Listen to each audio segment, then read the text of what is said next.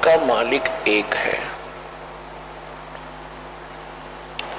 तो फिर हम असमंजस में पड़ जाते रहे कि कुल का मालिक एक है तो वो वही है जिसको हम पूज रहे हैं। जो भी जिस धर्म से संबंधित प्राणी है वो जिस भी देव को पूजता है, उसकी इस भगवान रूप में उसको पूजता है, तो ये समझ बैठता है कि यही है वो कुल का मालिक है। तो पुण्यात्माओं, सत्संग में आने से आपको ज्ञान होता है कि भगवान कौन है, जिसको हम कुल मालिक कहते थे वो कौन है, उसका नाम क्या है। सत्संग तो आप पहले भी सुनते थे, आजकल परमात्मा ने विशेष रजा बख्श रखी है।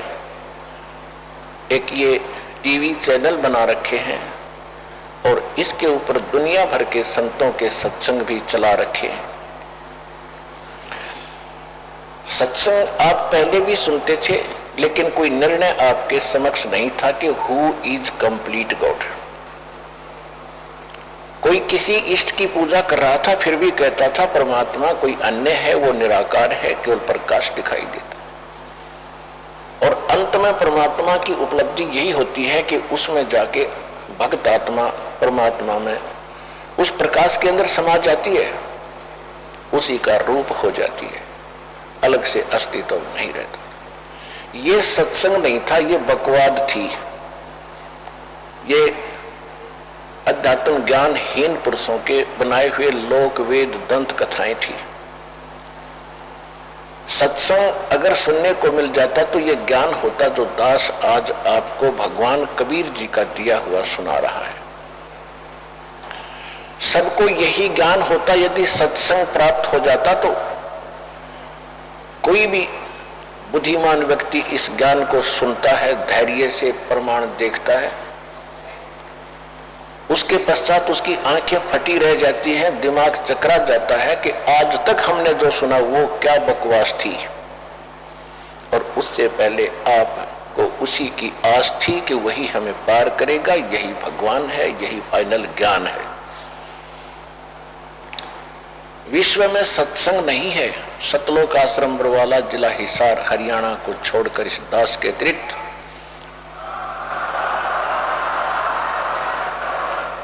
पूरे विश्व में कोई सत्संग करने वाला नहीं है। लोक वेद दंत कथा केवल अपनी मन गढ़ंत कहानियां बनाकर दुनिया को रिझाने वाले इस संत पद को प्राप्त वो नकली डुप्लीकेट संत हैं, जिनके पास न कोई ज्ञान है न कोई भक्ति का समाधान है। सत्संग परमात्मा ही कर सकता है, क्योंकि सत्संग उसको कहते हैं जो केवल सत्य पर आधारित हो, और सत्य भगवान के बिना कोई बता नहीं सकता। ब्रह्मा विष्णु महेश जी को हम सुप्रीम माना करते थे, इनकी अब जीवनी पढ़ने से पता लगा पुराणों से कि ये जन्म मृत्यु के अंदर हैं, इनकी जन्म मृत्यु होती है। ये सुप्रीम गॉड नहीं है, ये कंप्लीट गॉड नहीं है, पूर्ण परमात्मा नहीं है, सबके सृजनहार नहीं है। इनके भी माता पिता है, और जो ज्ञान हमें प्राप्त था पुराणों का वो ब्रह्मा जी दिया हुआ था। तो ब्रह्मा जी भी जन्म मृत्यु के अंदर है। और पुराण के अंदर देवी पुराण में तीसरे स्कंद में जिस समय नारद जी से व्यास जी ने पूछा कि हे मुनि जी, आप तो ब्रह्मा जी के पुत्र हैं और ब्रह्मा जी पूर्ण विद्वान हैं, आप कृपा मुझे सृष्टि की उत्पत्ति की जानकारी दीजिए और इस सृष्टि में कौन पूज्य देव है वो बताइए। नारद जी ने कहा, व्यास जी मैं आपको वो ज्ञान सुनाना चाहता हूं जो मैंने अपने पिता ब्रह्मा जी से पूछा था। ब्रह्मा जी को ये सभी आज तक हिंदू धर्म के जो भक्त श्रद्धालु हैं वो पूर्ण विद्वान मानते रहे, और व्यास जी को बड़ा अच्छा लगा कि आज मुझे उसके पुत्र के मुख से आज सच्चाई जानने को मिलेगी, क्योंकि पिता पुत्र तो रोजाना ही चर्चा करते रहते हैं। नारद जी ने कहा कि मैंने जो अपने पिता से प्रश्न किया था, जो आपने मुझसे किया है, यही प्रश्न मैंने किया था। उसने क्या जवाब दिया? उसने कहा कि बेटा नारद, जो विषय में तूने मुझे पूछा है, इसके विषय में मैं क्या जवाब दूं? क्योंकि जब मेरा जन्म हुआ मैं कमल के फूल पर बैठा पाया था। मुझे नहीं मालूम मेरा जनक कौन है, मुझे नहीं मालूम मैं यहां किसने उत्पन्न कर दिया।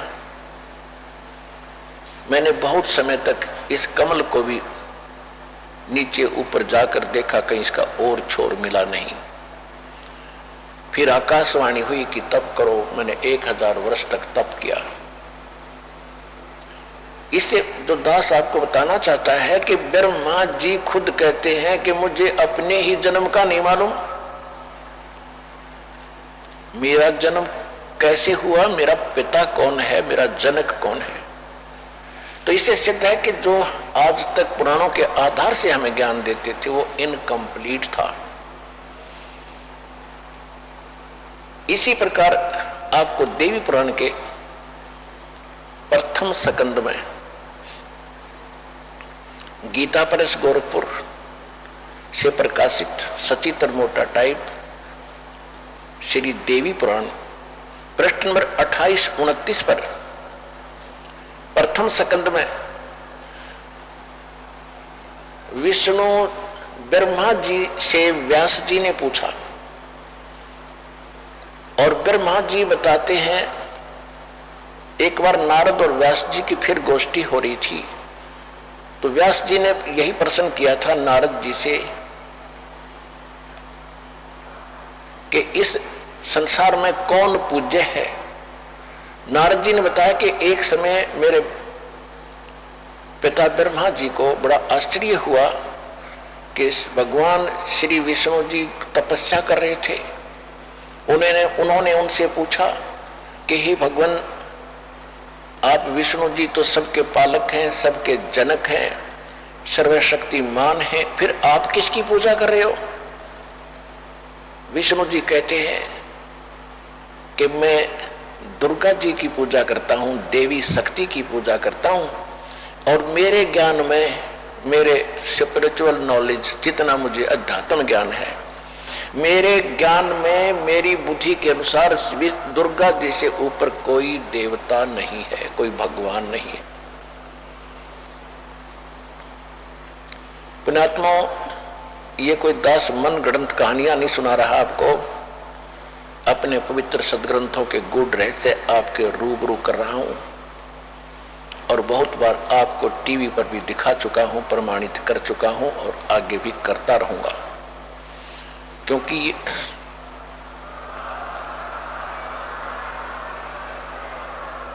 ये एक ऐसा स्कूल है, विद्यालय है, जिसमें प्रथम कक्षा के बच्चे भी आते हैं, जिन्होंने आज ही उपदेश दीक्षा ली है, प्रवेश पाया है।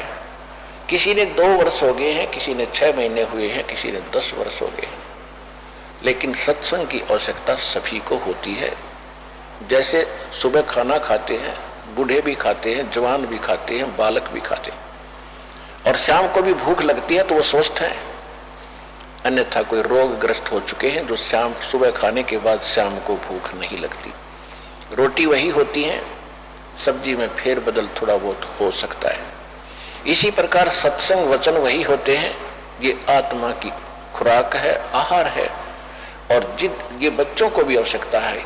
बच्चे में जिन्होंने आज जन्म लिया है, आज दीक्षा ली है, और जवान तो जिन सतनाम सार नाम मिल गया, और बूढ़े कौन, जिनको सार नाम प्राप्त हो चुका है, उनको अंतिम स्टेज पर पहुंच चुके हैं, और जवान जिनको सतनाम प्राप्त हो गया है। तो इन सभी को आखिरी सांस तक इस सत्संग की आवश्यकता होती है। तो कहने का भाव ये है दास का कि फिर विष्णु जी कहते मैं दुर्गा जी से ऊपर कोई भगवान के बारे में जानता ही नहीं, ये सुप्रीम पावर है, सबकी मालिक है, सबकी जनक है। देवी पुराण में ही 7वें स्कंद में इसी गीता प्रेस गोरखपुर से प्रकाशित सचित्र मोटा टाइप, देवी पुराण के 562 पृष्ठ पर 7वें स्कंद में हिमालय राजा को ज्ञान देते समय दुर्गा जी क्या कहती है? दुर्गा जी कहती है कि राजन, अब तुझे ब्रह्म की जानकारी देती हूं। यही सुप्रीम पावर है, यही सबका मालिक है, यही सबको पूज्य है। इसका ओम नाम है। ओम नाम का जाप करो। ओम नाम के जाप से आप ब्रह्म को प्राप्त कर जाओगे। वो ब्रह्म लोक में रहता है। अब इससे श्री दुर्गा जी के ज्ञान का भी आपको पता लग गया कि वो क्या ज्ञान बांट रही है मानव समाज को।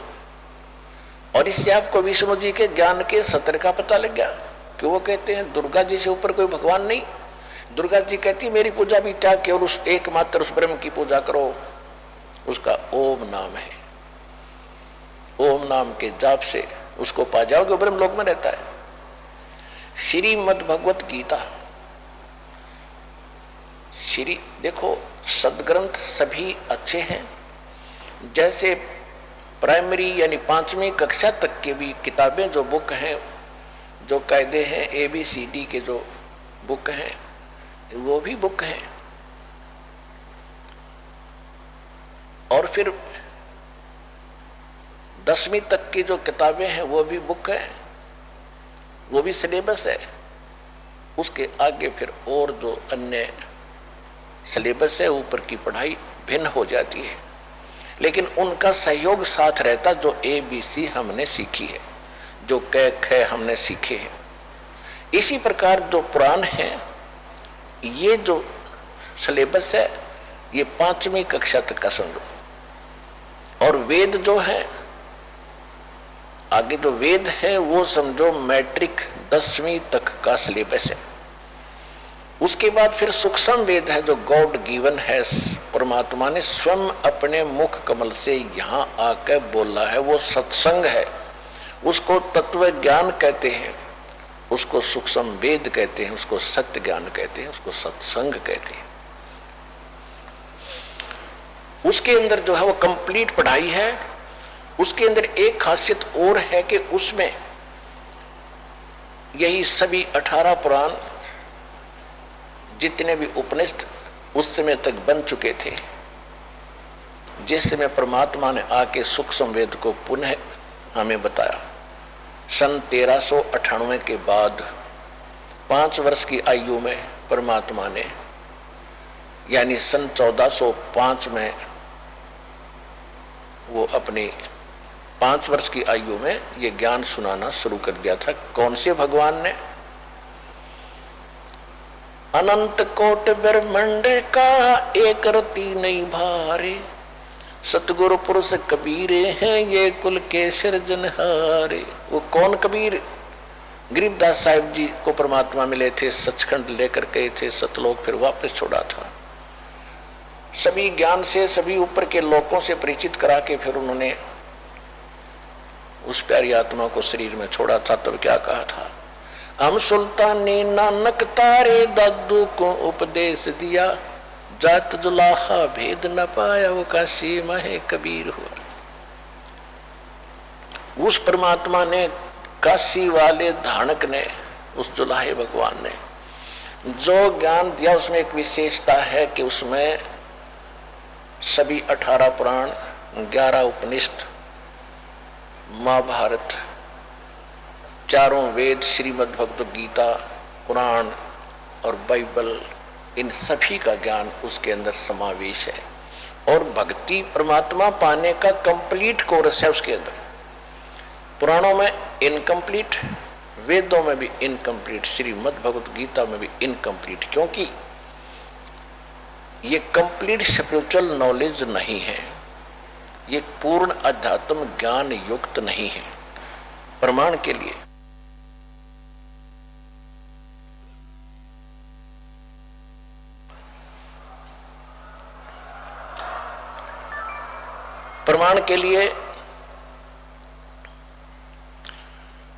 श्रीमद् भगवत गीता अध्याय नंबर 4 के श्लोक नंबर 32 और 34 में स्पष्ट कर दिया है। ये गीता ज्ञान दे कौन रहा है? ये ब्रह्म दे रहा है, ब्रह्म।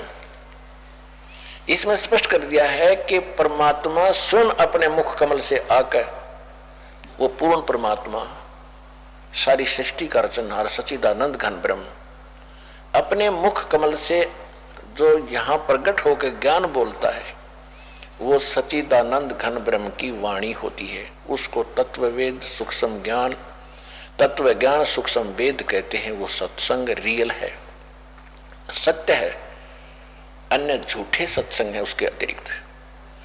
और उसके अंदर यज्ञों यानी धार्मिक अनुष्ठानों की जानकारी विस्तार के साथ बताई गई है। गीता ज्ञानदाता कहता है कि अर्जुन, उस ज्ञान को तू, चौथे अध्याय के 34वें श्लोक में जो भगवान स्वयं बताता है, जिसमें कंप्लीट कोर्स है, जिसमें संपूर्ण अध्यात्म ज्ञान है, उस ज्ञान को तू तत्वदर्शी संतों के पास जाकर समझ।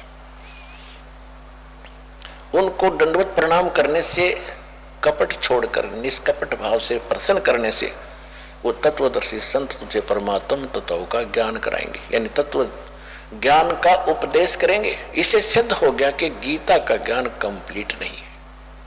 और गीता चारों वेदों का, ऋग्वेद, यजुर्वेद, सामवेद, अथर्ववेद और ये चारों वेदों का वो निष्कर्ष है। यजुर्वेद अध्याय नंबर 40 के श्लोक नंबर 10 में स्पष्ट किया है कि कोई तो परमात्मा को संभवात कहता, संभवात माने जन्म लेता है, श्री राम और कृष्ण रूप में अवतार, जैसा ये मानते। और कुछ कहते हैं कि वो असंभवात है, वो जन्म लेने वाला है ही नहीं, अजन्मा है, और वो निराकार है, वो जन्म नहीं लेता। वो कैसा है?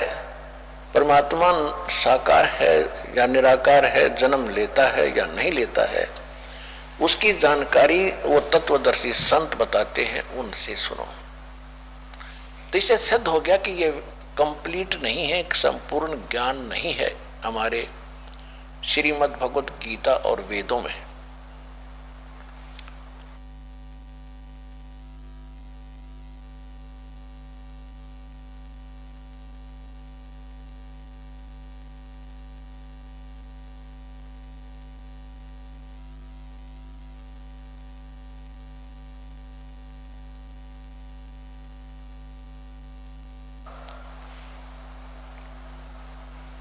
तो इसे सिद्ध हो गया कि ये कंप्लीट ज्ञान नहीं है। तो कंप्लीट यानी संपूर्ण ज्ञान वो परमात्मा स्वयं बताते हैं। अब आपको बताते हैं कि जैसे दुर्गा जी ने कंप्लीट ज्ञान अपना बता दिया, जो जितना वो जानती हैं कि ब्रह्म से ऊपर और कोई भगवान नहीं, कोई शक्ति नहीं, उसका ओम नाम है और उसका जाप करो, ओम के जाप से ब्रह्म की प्राप्ति होगी, ब्रह्म रहता ब्रह्मलोक में। अब श्रीमद् भगवत गीता चारों वेदों का निष्कर्ष है और कलयुग के अंदर इसको समझने, चारों वेदों को समझने का एक आसान तरीका बनाया गया। इसमें गीता अध्याय नंबर 8 के श्लोक नंबर 13 में गीता ज्ञान दाता कहता है, ओम इति एकाक्षरम ब्रह्म व्यवहारन मामनुसमरन ये परियाति तजन देहम सयाति परमाम गतिम। मुझ ब्रह्म का एक ओम मंत्र है और कुछ नहीं, इति बस। और इसका अंतिम श्वास तक सिमन कर, उच्चारण करके सिमन करता हुआ जो शरीर छोड़कर जाता है, वो ओम से मिलने वाली परम गति को प्राप्त होता है। ओम से क्या प्राप्ति होती है? ये दुर्गा जी ने देवी पुराण में बता ही दिया कि ब्रह्मलोक प्राप्ति होती है और ब्रह्म का ये जाप है। और ये गीता ज्ञानदाता खुद कहता, श्री कृष्ण जी में प्रवेश करके ये बोल रहा है, जो ब्रह्मा विष्णु महेश के पिताजी हैं। इसने प्रतिज्ञा कर रखी है कि मैं कभी किसी के समक्ष अपने वास्तविक रूप में नहीं आऊंगा। गीता अध्याय नंबर 7 के श्लोक नंबर 24 और 25 में यह स्पष्ट भी करता है कि मैं अपनी योग माया से छुपा रहता हूं। यदि श्री कृष्ण ये भाषा बोलते तो श्री कृष्ण तो सामने खड़े थे, वो छुपे कहां किसी से। यदि श्री कृष्ण गीता जी का ज्ञान दे रहे होते तो ये शब्द नहीं बोलते। वो कहता मैं अब देख बाहर निकला हूं, तेरे अंदर से प्रवेश करके बाहर आया हूं और ये मेरा वास्तविक रूप है और मैं कृष्ण नहीं हूं। मुझे अव्यक्त को ये व्यक्तिम आपनम मननते अबुधा, बेबुद्धि के लोग, ये मंद बुद्धि के व्यक्ति मुझ अव्यक्त को, मैं कभी किसी के सामने नहीं आता, छुपा रहता हूं, मुझे व्यक्ति मान रहे होंगे कृष्ण रूप में। मैं कृष्ण नहीं हूं, मैं तो अपनी योग माया से छुपा रहता हूं। ये मेरा अटल अनुत्तम नियम है। अटल माने सदा रहने वाला, अनुत्तम माने घटिया। क्योंकि जब एक सारी सृष्टि का यहाँ का मालिक माना जाता है, ब्रह्मा विष्णु महेश का पिता है, वो पिता आज पुत्रों को भी ज्ञान नहीं मेरा पिता कौन है, कैसा है, तो वो व्यक्ति कैसा हो सकता है जो अपने बच्चों से भी छुप कर रह रहा है। उसमें कोई दोष है, वो कोई निकम्मा आदमी है। अपनी उस इंसल्ट से डरने का कारण अपने बच्चों को भी मुंह नहीं दिखाता। वो मुंह दिखाने लायक नहीं रहा वो व्यक्ति जो ऐसे बोलता है। तो इसने ऐसी ही गलती कर रखी है और ऐसी कर ही रहा है। ये 1 लाख रोज मानव शरीरधारियों जीवों को खाता है। यह हाहाकार मचती है, किसी का बेटा मर गया, किसी की बेटी मर गई, किसी का पति मर गया, किसी की पत्नी मर गई, किसी की माँ, किसी का बाप। तो ऐसा व्यक्ति सामने कैसे आएगा? तो ये खुद कहता है मैं अपनी योग माया से छुपा रहता हूं, ये मेरी अटल प्रतिज्ञा है। तो इससे सिद्ध हो गया कि ये गीता ज्ञानदाता श्री कृष्ण में प्रवेश करके बोल रहा है कि मुझ ब्रह्म का ओम इति एकाक्षरम ब्रह्म व्यवहारण माम अनुसमण। ब्रह्म माम यानी माम ब्रह्म, मुझ ब्रह्म का एक ओम मंत्र है और इसका सिमरण करता हुआ, उच्चारण करके सिमरण करता हुआ, और जो शरीर छोड़कर जाता है अंतिम सांस तक इसका सिमरण करता, तो ब्रह्म इस ओम से मिलने वाली जो ब्रह्म गति है उसको प्राप्त होता है।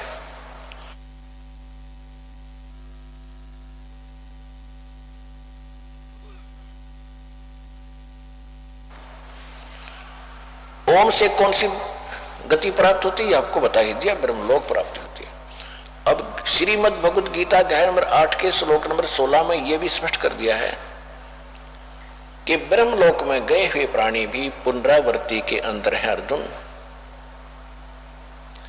वैसे इस श्लोक का अनुवादकों ने गलत कर रखा है। इन्होंने ये लिख दिया कि मुझे प्राप्त होकर के किसी का जन्म नहीं होता। नहीं, इसका अर्थ ये है कि ब्रह्मलोक में गए हुए प्राणी भी पुनरावृत्ति यानी पुनर्जन्म मृत्यु के अंदर है अर्जुन। और जो ये नहीं जानता कि ओम के जाप वाला ब्रह्मलोक में गया, ब्रह्मलोक में गए हुए भी जन्म मृत्यु में रहते हैं, वो मुझे प्राप्त होकर भी पुनर्जन्म है अर्जुन। मुझे प्राप्त होकर भी उनका पुनर्जन्म है अर्जुन। इसका यथार्थ अनुवाद ये है। उन्होंने गलत कर रखा है। यदि उनकी माने एक गलत अनुवादकों की, ये झूठे अनुवाद कर रखे, इनको ज्ञान नहीं था।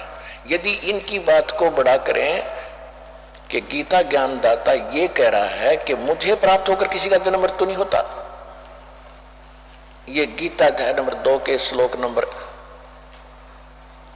12 में, गीता अध्याय नंबर 4 के श्लोक नंबर 5 में और 9 में, गीता अध्याय नंबर 10 के श्लोक नंबर 2 में ये स्वयं स्वीकार करता है कि अर्जुन तेरे और मेरे बहुत जन्म हो चुके हैं, तू नहीं जानता मैं जानता हूं।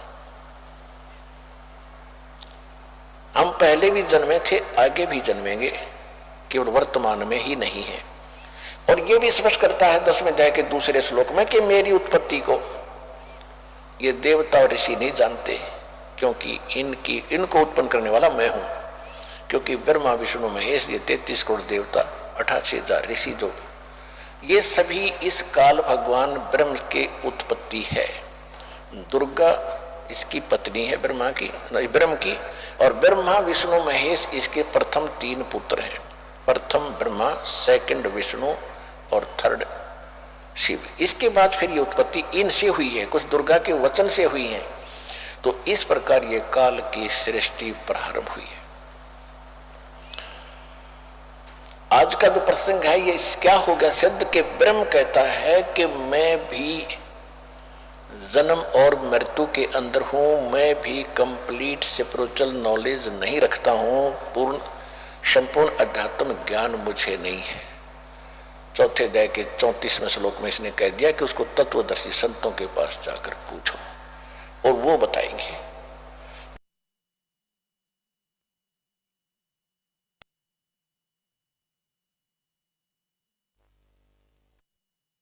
पहले इस कलयुग में आके सत्संग किया था। परमेश्वर कबीर जी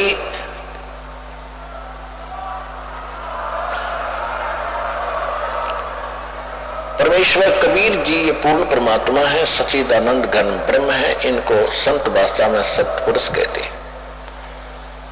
श्रीमद् भगवत गीता के अंदर इसको परम अक्षर ब्रह्म कहा है। गीता अध्याय नंबर 7 के श्लोक नंबर 29 में गीता ज्ञान दाता कहता है। वैसे तो गीता अध्याय नंबर 7 के श्लोक नंबर गीता अध्याय नंबर 7 के अंदर बहुत कंप्लीट ज्ञान है, बहुत अच्छा ज्ञान है। इसमें यह भी स्पष्ट किया है कि जो अर्जुन मैं ज्ञान तुझे देने जा रहा हूं, इसको जानने के बाद फिर कुछ भी जानना शेष नहीं रह जाएगा।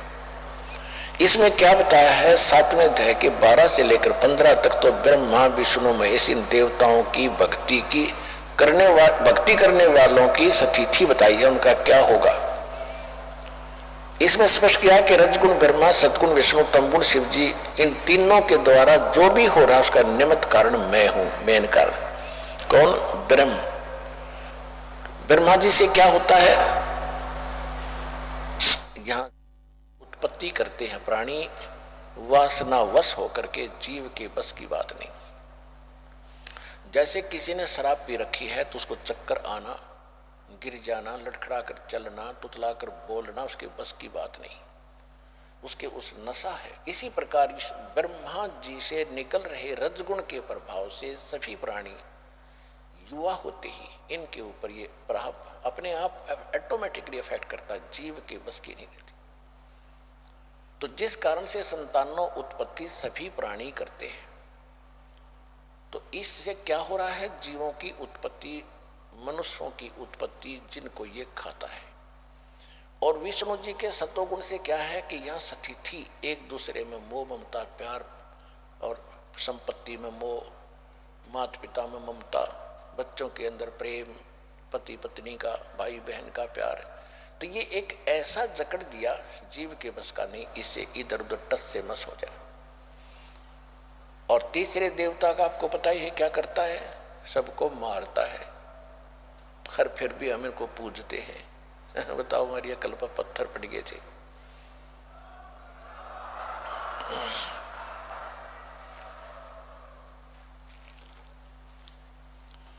तो क्या कहता है गीता ज्ञानदाता, यानी ब्रह्मा विष्णु महेश का पिता के रजगुण ब्रह्मा, सतगुण विष्णु और तमगुण शिव जी के द्वारा जो भी इन तीनों गुणों से जो कुछ हो रहा है उसका मुख्य कारण मैं हूं, परंतु मैं इनमें नहीं और ये मुझ में नहीं, क्योंकि ये इनसे अलग रहता है और इनको बना दिया इन्होंने, एक एक गुण युक्त पैदा कर दिया। ये बहुत बार आपको सृष्टि रचना में बताया है, ये कैसे रजगुण बने, कैसे सतगुण बनाए, कैसे तमोगुण बनाए।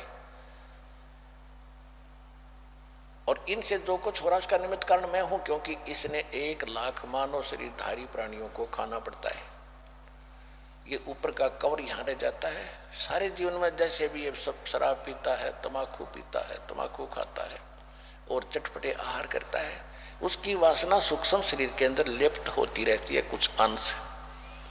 जैसे बादाम की गिरी खाने की होती है, ऊपर का छिलका नहीं, तो ये ऊपर का छिलका ये यहाँ छोड़ देता है, अंदर से वो गिरी निकाल कर तपतशिला यानी एक तवी के ऊपर, बहुत बड़ा तवा है पत्थर का, उसके ऑटोमेटिक गर्म रहता है, उस पर पटक देता है और उससे फिर चटक मरते नहीं जीव, उबालता है उनका और उनसे निकाल कर गंध को फिर ये आहार करता है, आनंद लेता है। और यहाँ हाहाकार मची होती है, किसी का बेटा मर गया, किसी की बेटी मर गई, किसी का परिवार मर गया। हम ऐसे कसाई के लोक में रह रहे हैं, परमात्मा ने आकर हमें बताया है।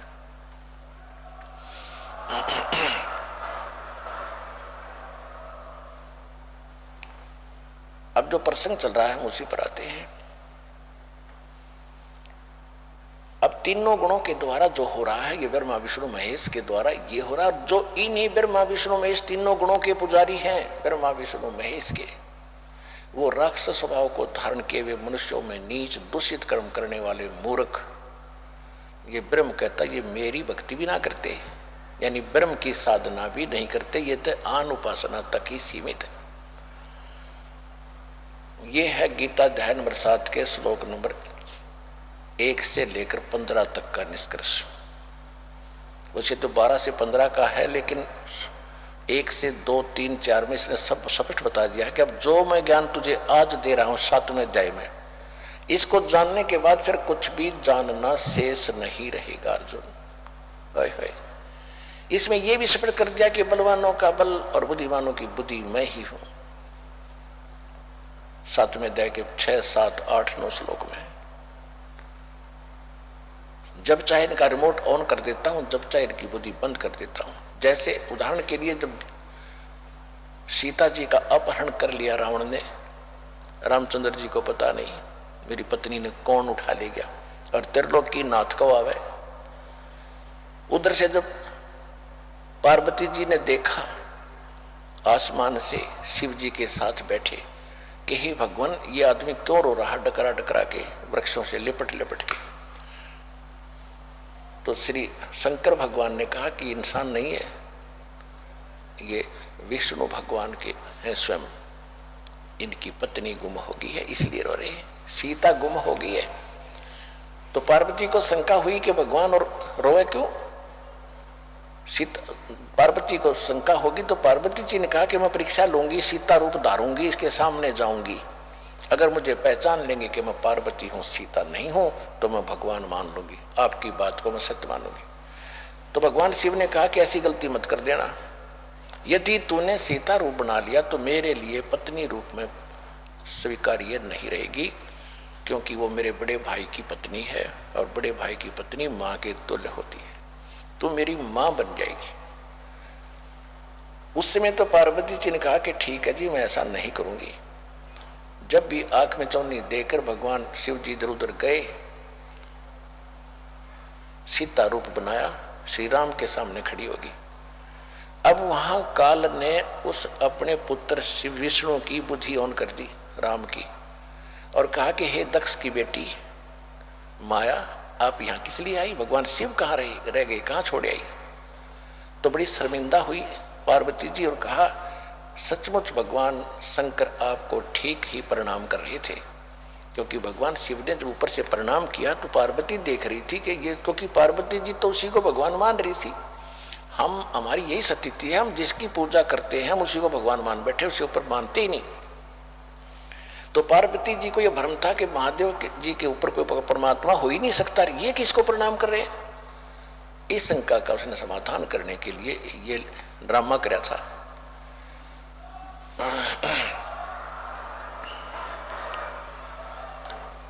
तो शंकर श्री रामचंद्र जी ने जब तो पहचान लिया कि तुम तो दक्ष की बेटी हो, भगवान शिव को कहां छोड़ आई, अपनी पत्नी का पता नहीं उसने कौन उठा ले गया, उसको खोजते पर रहे जैसे किसी की गाय गुम हो जाया करे, कोई इधर पूर्व में गाय खोजने, कोई पश्चिम में, हनुमान जी को पता लग गया, वो संदेशा ले आई जब आप सीता पाई।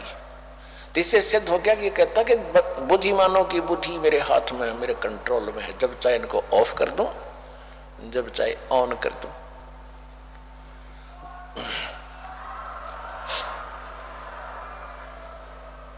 और जिस समय महाभारत का युद्ध इसने करवाया, अर्जुन मना करता था मैं लड़ूंगा नहीं, भीख मांग कर खा लूंगा, भगवान ये पाप नहीं करना चाहते, ऐसे राज के आग लगे।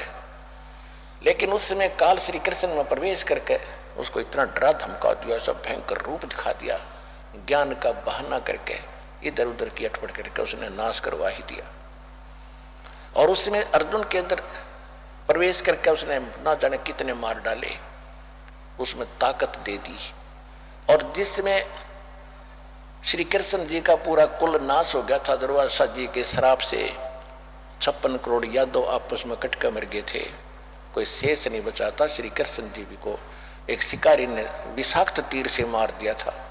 उसमें अर्जुन वहां की औरतों को लेकर इंद्रप्रस्थ आ रहा था। उसके पास वही धनुष था जिसको महाभारत में प्रयोग किया करता था, एक का मारा था 20 में से निकल जाता था। वही धनुष उसके पास था।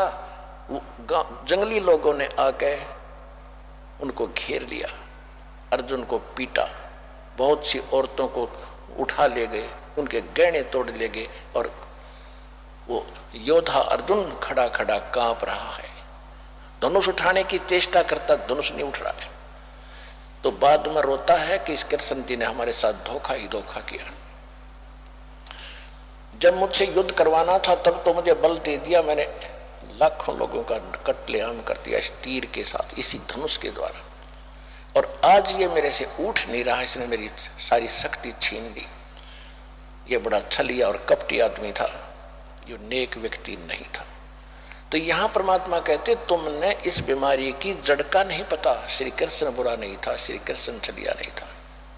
छलिया तो यो काल है जो गुप्त रहकर सारे काम करता है।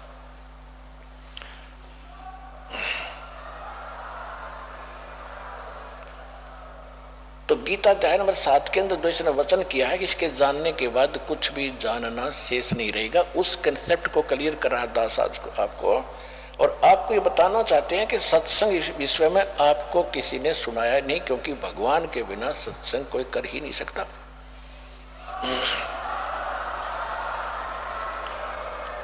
और भगवान 600 वर्ष पहले सत्संग करके गए थे और वो लिपिबद्ध हो गया था, वो सूक्ष्म वेद सच्चिदानंद घन ब्रह्म की वाणी, कबीर वाणी। और उस ज्ञान को आज अपने दास को वो बुद्धि दी है जो दास समझ सके, उस भगवान के गूढ़ रहस्यों को दिए हुए उसके ज्ञान को।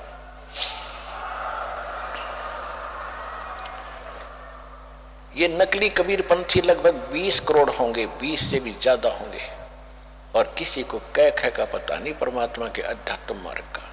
कबीर जी की वाणी क्या कहना चाहती है, इन्हीं को आधार लेते हैं और कोई उनके पास यथार्थ ज्ञान नहीं, ना भक्ति और समाधान है, ना कोई पूजा की विधि उनकी परमात्मा के अनुकूल है। तो जो प्रसंग चल रहा है कि 7वें अध्याय के 12 से लेकर 15 तक में स्पष्ट कर दिया है कि तीनों गुणों रजगुण ब्रह्मा सतगुण विष्णु उत्तम गुण शिव जी की जो पूजा करते हैं वो राक्षस स्वभाव को धारण किए हुए मनुष्यों में नीच दूषित कर्म करने वाले मूर्ख मेरी भक्ति भी ना करते। तो इससे सिद्ध हो गया कि ब्रह्मा विष्णु महेश की भी पूजा नहीं करनी चाहिए, लेकिन अनादरणीय नहीं है। देखो ये है जो ज्ञान है गीता का, दास ने कहा कि इनकम्प्लीट है, सूक्ष्म वेद है वो कंप्लीट है, संपूर्ण है। उसके आधार से इसमें तो कह दिया कि वो पूजा नहीं करनी चाहिए, उनके मूर्ख हैं लोग, लेकिन पूजा अलग चीज होती है और एक साधना सत्कार अलग वस्तु होती है। आगे प्रसंग और चल जाएगा, अब यहाँ इसको स्टॉप करके आगे चलते हैं। फिर ये कहता है 7वें अध्याय के ही 16 से लेकर 18 तक 3 मंत्रों में कि मेरी पूजा 4 प्रकार के करते हैं, यानी ब्रह्म साधना 4 प्रकार के करते हैं, अर्थार्थी, आर्थ, जिज्ञासु और ज्ञानी। अर्थार्थी जो धन लाभ के लिए वेद मंत्रों से अनुष्ठान करते हैं, वो किसी अन्य जंत्र मंत्र या अन्य किसी और वाणी का सहयोग नहीं लेते, जैसे जय गणेश देवा इस तरह की आरती नहीं करते, वो केवल वेद मंत्रों से अपना अनुष्ठान करते हैं जैसा उनको ज्ञान है। वो केवल अर्थ लाभ के लिए ही करते हैं, लेकिन करते हैं वो ब्रह्म, मुझे ही आधार बनाकर ब्रह्म के ही पूजा मानते हैं। वो हम ब्रह्म साधना कर रहे हैं, जो वेदों अनुसार साधना ब्रह्म तक की सीमित है। दूसरे उसने बताया कि अर्थ कोई संकट निवारण के लिए वेद मंत्रों का ही अनुष्ठान करते हैं। तीसरे बताए जिज्ञासु जो घर से निकलते हैं परमात्मा पाने के लिए, जैसे उनको संत ऋषि मार्गदर्शक मिल गए उन्होंने वो ज्ञान ग्रहण कर लिया, उद्देश्य मूल भूल गए कि तुम करना क्या चाहते थे। वो वक्ता बनकर जनता को फिर गुरु पद प्राप्त करके वही सुना सुनाया खिचड़ी ज्ञान बांटने लग जाते हैं, वो जिज्ञासु कहलाते हैं। और चौथे हैं ज्ञानी, ज्ञानी वो बताए हैं जिनको पता चला कि मनुष्य जीवन बार बार नहीं मिलेगा। मानुष जन्म दुर्लभ है ये मिलन बारंबार, जैसे तरवर से पुत्ता टूट गिरे वो बोर न लगता डारे। मानुष जन्म पाए कर जो नहीं रटे हरि नामे, जैसे कुआ जल बिना फिर बनवाया क्या काम। अब इन बातों से प्रभावित होकर के जिनको ये दृढ़ता आ गई कि मनुष्य जीवन केवल परमात्मा प्राप्ति के लिए ही मिला है, इसका और दूसरा काम नहीं है। ठीक है, ये एक किराए का इंजन है, इसमें ईंधन डालेंगे तो ये काम करेगा। ईंधन के लिए हमने कमाई करनी पड़ेगी। पहले सतयुग के अंदर तो फल फ्रूट, ये गेहूं चने बाजरे अपने आप उगे रहते थे, जैसे सामक उगा रहता है। तोड़ो, उसमें मेहनत तो करनी थी, झाड़ के लाओ, बनाओ, कुटो पीटो, बनाओ, रोटी बनाओ, ऐसे करना तो पड़ता ही है। और अब तो हम केवल माया जोड़ने में लग गए, रोटी सुविधा मिल गई तो बाकी और बकवादें शुरुआत कर दी। ये नहीं थी इस मनुष्य जीवन के। ये मनुष्य जीवन का इसका उद्देश्य नहीं है कि कोठी बंगले बनाकर जीवन नाश कर जाओ। पुराने इतिहास देखो, हमारे भारतवर्ष में ऋषि भी झोंपड़ियों में रहते थे, जो भगवान पाने के लिए घर से निकले थे। और हमारे दादे परदादे कच्चे मकान बनाकर झोपड़ियों में रहा करते थे और कितने शांत थे, सुख में जीवन जीते थे। और आज हम अफलातून बन गए, एजुकेटेड हो गए, पैंट पैंट टाइट भी नहीं लाओ तो हमने इज्जत का नाश हो जाए, और चैन नहीं स्वप्न में भी, क्योंकि हम माया की आग में जल रहे हैं। और जहां माया है वहां शांति कभी नहीं हो सकती।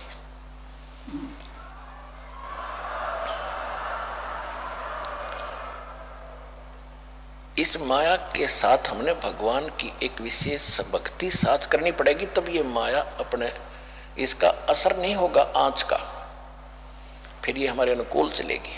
अब जो प्रसंग है उसी पर आते हैं।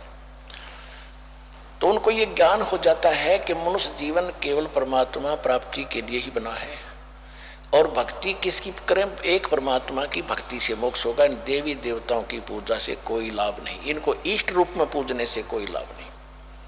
उन ज्ञानियों को ये पता चल जाता है, इसलिए वो आन उपासना अन्य देवताओं की पूजा नहीं करते अर्जुन। वो केवल मेरी भक्ति करते हैं, इसलिए वो मुझे अच्छे लगते हैं, उनको मैं अच्छा लगता हूं। अब 7वें अध्याय के 18वें श्लोक में गीता ज्ञानदाता कहता है कि अर्जुन, ये ज्ञानी आत्मा, इन ज्ञानी आत्माओं ने अपने आप निष्कर्ष निकाल लिया वेदों को पढ़कर, क्योंकि इनको वेद समझ में आए नहीं, इनकी बुद्धि पर पत्थर पड़ गए। जो 40वें अध्याय के 10वें श्लोक में लिखा मंत्र में कि परमात्मा की विशेष जानकारी तो तत्वदर्शी संत बताते हैं, उनसे पूछो। और वेद में शाम वेद के 822 नंबर मंत्र में यह भी स्पष्ट किया हुआ है कि वो 3 मंत्र के जाप से भगवान की प्राप्ति होती है, और उसको तत्वदर्शी संत बताते हैं। यजुर्वेद अध्याय 40 के मंत्र 10 में स्पष्ट कर दिया। यजुर्वेद अध्याय नंबर 40 के मंत्र 15 में लिखा कि वायु अनिलम अथिदम, वायु अनिलम अमृतम भस्मांतम शरीरम, ओम कर्तु समर किल्बे समर और कर्तुम समर। उसका अर्थ ये बनता है कि वायु अनिलम, परमात्मा की भक्ति जो है सांस उश्वास के साथ होती है, और ओम नाम के जाप का सिमरण करो, ओम नाम का जाप करो, काम करते करते करो, विशेष कसक के साथ करो, मनुष्य जीवन का मूल कर्तव्य जानकर ओम का जाप करो। उससे क्या होगा कि ओम नाम से मिलने वाला जितना अमृतो प्राप्त हो सकता है वो हो जाएगा। वो दुर्गा जी ने बताई दिया देवी पुराण में 7वें स्कंद के 562 पृष्ठ पे 562-63 पृष्ठ पे कि ओम का जाप कर ब्रह्म की साधना है, वो ब्रह्मलोक में रहता है, ब्रह्मलोक में चले जाओगे। अब इन्होंने आगे भी पढ़ा होगा 40वें अध्याय यजुर्वेद के 40वें अध्याय के 17वें श्लोक में कहा, जो वेद ज्ञानदाता कहता है कि पूर्ण परमात्मा तो प्रोक्ष है, वो तो गुप्त है, और मैं ब्रह्म हूं, मेरा ओम नाम है, और मैं ब्रह्म लोक में रहता हूं, आकाश में खम्भ, खम्भ माने ब्रह्म लोक रूपी दिव्य आकाश में मैं रहता हूं। अब इन्होंने इस ओम नाम को परमात्मा का मूल मंत्र मान लिया और ब्रह्म को सुप्रीम पावर पूर्ण परमात्मा मान लिया अज्ञानता से। इसके विषय में परमात्मा ने खुद कहा है कि गुरु बिन काहू न पाया ज्ञाना, जो थोथा भूस छड़े मोहड किसाना। गुरु बिन वेद पढ़े जो प्राणी, समझन सार रहे अज्ञानी।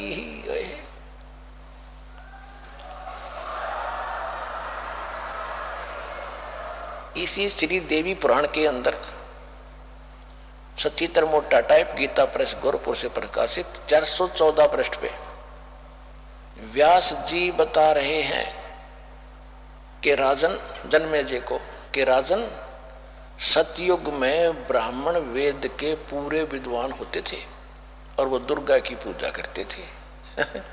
खाक विद्वान थे वो वेद के, सतयुग के ब्राह्मण, और दुर्गा की पूजा करते थे। और दुर्गा कहती है ब्रह्म की पूजा करो, वो वहां तक भी बुद्धि ना छीन की। ये सारे माया जोड़ू थे, सिद्धि शादी प्राप्त करके प्रभु पाके गए, फिर गधे बन के घूमा यहीं पर।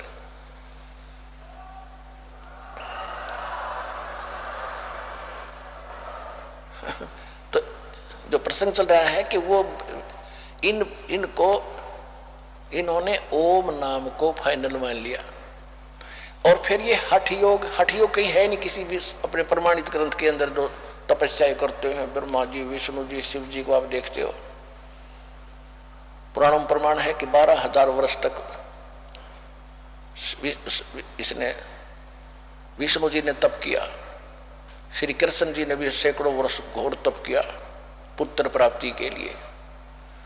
और किसी भी वेद या गीता में हठ योग का प्रावधान नहीं है, और ना सूक्ष्म वेद में। तो ये हठ योग कहां से आया? जब ब्रह्मा जी कमल के फूल पर बैठा था, खुद बता रहा है कि मुझे आकाशवाणी हुई तप करो तप करो। जब तक तो ब्रह्मा जी को वेद भी ना मिले थे, इसने तप किया। तो उस तप की आकाशवाणी भी इसने पूर्ण परमात्मा की मान ली, वेद में नहीं है ना गीता में। गीता अध्याय नंबर 17 के श्लोक नंबर 6 और 7, 8 में स्पष्ट किया है कि जो शास्त्र विधि को त्याग कर जो मनमान आचरण करते वो हैं तो नालायक आदमी। फिर भी वो 3 प्रकार के होते हैं। अब उनकी अपनी अपनी वैरायटी बताई है। फिर कहा कि ये जो मनमाना घोर तप तपते हैं, ये मुझे भी और इस कमलों के अंदर बैठे जितने देव हैं उनको भी दुखी करते हैं, इनको घोर नरक में डालूंगा। तो इससे सिद्ध है कि इसको करना ही नहीं ऐसा। क्योंकि गीता ज्ञानदाता स्वयं कहता है 8वें अध्याय के 5वें और 7वें श्लोक में कि अर्जुन तू मेरा भक्त बन, मेरी भक्ति कर, युद्ध भी कर और सिमरण भी कर। यानी वही यजुर्वेद बता रहा है। यजुर्वेद 40वें अध्याय का 15वां मंत्र कहता है कि ओम कर्तु समर, यानी काम करते करते, और किलवे समर यानी कसक के साथ, कड़कड़ाहट के साथ कर, और कर्तुम समर यानी अपना मूल जीवन का मूल्य उद्देश्य समझकर ओम नाम का जाप करो। तो इसमें हठ योग नहीं है। ऐसे सूक्ष्म वेद में है, नाम उठत नाम बैठत नाम सोवत जागवे, नाम खाते नाम पीते नाम से लागवे। काम भी कर, भक्ति भी कर, सिमरण भी कर, ये है मूल मंत्र। और इसे हटकर जो करते हैं,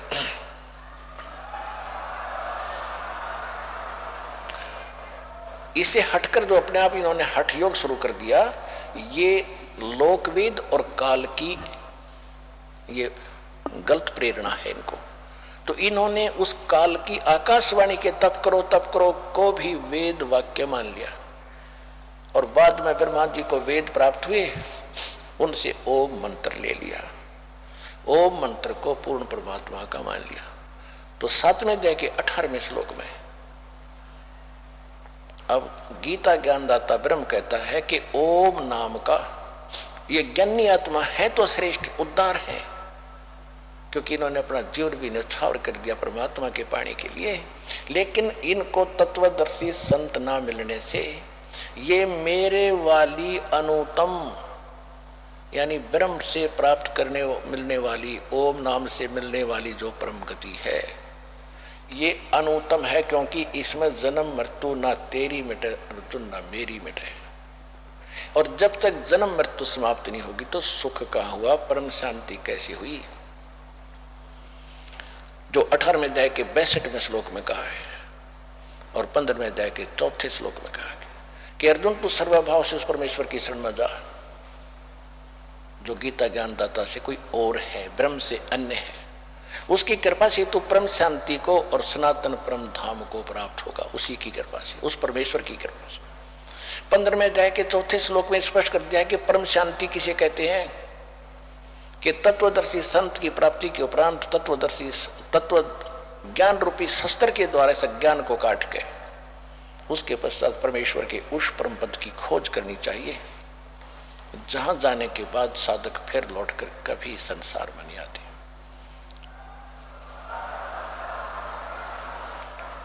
तो वो होगी, वो तब मिलेगी तुझे परम शांति। तब तक तो ये जो हम फिर आते हैं 7वें अध्याय के 18वें श्लोक पर कि ये ज्ञानी आत्मा है तो उद्धार, क्योंकि इन्होंने परमात्मा के लिए अपना जीवन न्यौछावर कर दिया, मृत्यु की भी परवाह नहीं की, खाना पीना त्याग दिया, हठ योग किया, सोम नाम का सेवन किया। लेकिन ये मेरे वाली ही घटिया गति में सचित रहे, क्योंकि इनका जन्म मृत्यु ना इनका मिटे ना मेरा मिटे। वो स्थान इनको इस मंत्र से प्राप्त हो नहीं सकता जहाँ जाने के बाद लौटकर कभी संसार में नहीं आते, क्योंकि ब्रह्मलोक में गए प्राणी भी वापस आते हैं। गीता अध्याय नंबर 8 के श्लोक नंबर 16 में स्पष्ट है।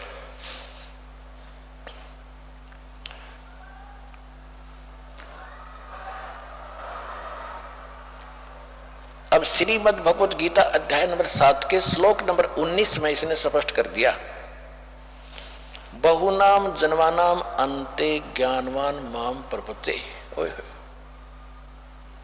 बहुनाम जन्मानाम ज्ञानवान माम बहुनाम जन्मानाम अन्ते ज्ञानवान माम प्रपते।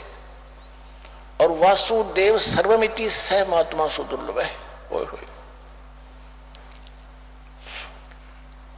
इसका कितना देखो, अगर ये इतने सिंपल होते ये ग्रंथ तो इस दास से पहले पता नहीं कितने ऋषि झक मार के चले गए, इनका कैखा का पता नहीं, वेदों का पता नहीं।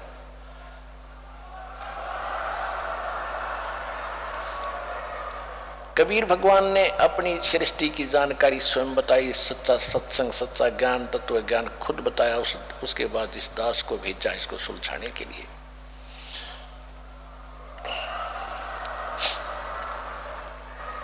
परमात्मा ने हमें अनुभव बताया है कि ये थी, कबीर साहब कपड़ा बुनते थे और यजमान जो होते थे कपड़ा बुनवाने वाले कपड़ा बनाने वाले सूत लाकर देते थे दुल्हाओं को, और कोई सूत का थोड़ा सा 1 किलो भी वो लड़ी सी उलझ जाती तो सारा दिन लग जाता था दुल्हाओं को उसको सीधा करने में, सुलझाने में। यदि गांठ लग जा, टूट गई तो गांठ लगेगी तो उसकी फिर कीमत नहीं मिले, बुनाई नहीं मिलनी। जो कपड़ा लेगा वो कहेगा तूने 6 गांठ मार रहा, कीमत ना लेता, ठीक से बुना नहीं, मेरे पैसे दे वापस। और बुनाई भी नहीं देता, कपड़ा भी ले जाते थे। तो इस प्रकार वो बड़ी सावधानी से सूत की उस एक लड़ी को सुलझाने में जो सारा दिन लग जाए, सुलझानी ही पड़ती थी। तो परमात्मा कहते हैं कि इस अध्यात्म ज्ञान का तो इन्होंने 9 मन सूत उलझा कर डाल रखे न ज्ञानियों ने।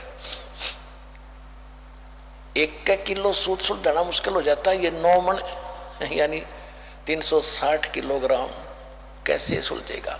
तो क्या बताते हैं, 9 मन सूत उलझिया ऋषि रहे जख मारे, सतगुरु ऐसा सुलझा दे भाई उलझे न दूजी बार।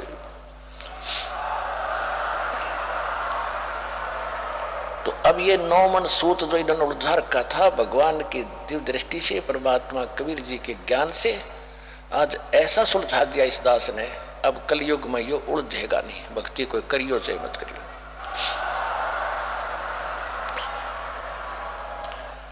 तो इसमें क्या बताया है कि अब प्रसंग चल रहा है कि पहले इसने बता दिया ब्रह्मा विष्णु महेश तीनों गुणों के पुजारी कैसे हैं, और मेरी भक्ति करते हुए भी उससे प्राप्त होने वाली गति भी अनुत्तम घटिया है। और यहां पर कितनी मूर्खता कर रखी है, चतुरता कर रखी है अनुवादकों ने। 7वें अध्याय के 18वें श्लोक में अनुत्तम का अर्थ कर दिया कि मेरी सर्वोत्तम गति में, सबसे अच्छी गति में स्थित है। अरे बुद्धि भ्रष्टो, एक बैड वर्ड है अंग्रेजी में बैड, और एक गुड। और जहां पर बैड लिखा हो और उसका अर्थ कोई गुड करता है, अच्छा करता है, तो उसको कितनी परीक्षा में नंबर मिलेंगे? 0। और हमारे ये नकली धर्मगुरु क्या ले रहे थे? 100% उस झूठे अनुवाद से। और विद्वान पाक रहे थे, ऐसे वेद के गाता नहीं, ऐसे गीता के अनुवादक नहीं। अरे आचार्य और शंकराचार्य कहलाएंगे, कख पता नहीं था इनको भक्ति मार्ग का। हुआ भाई क्या करते हैं सारे।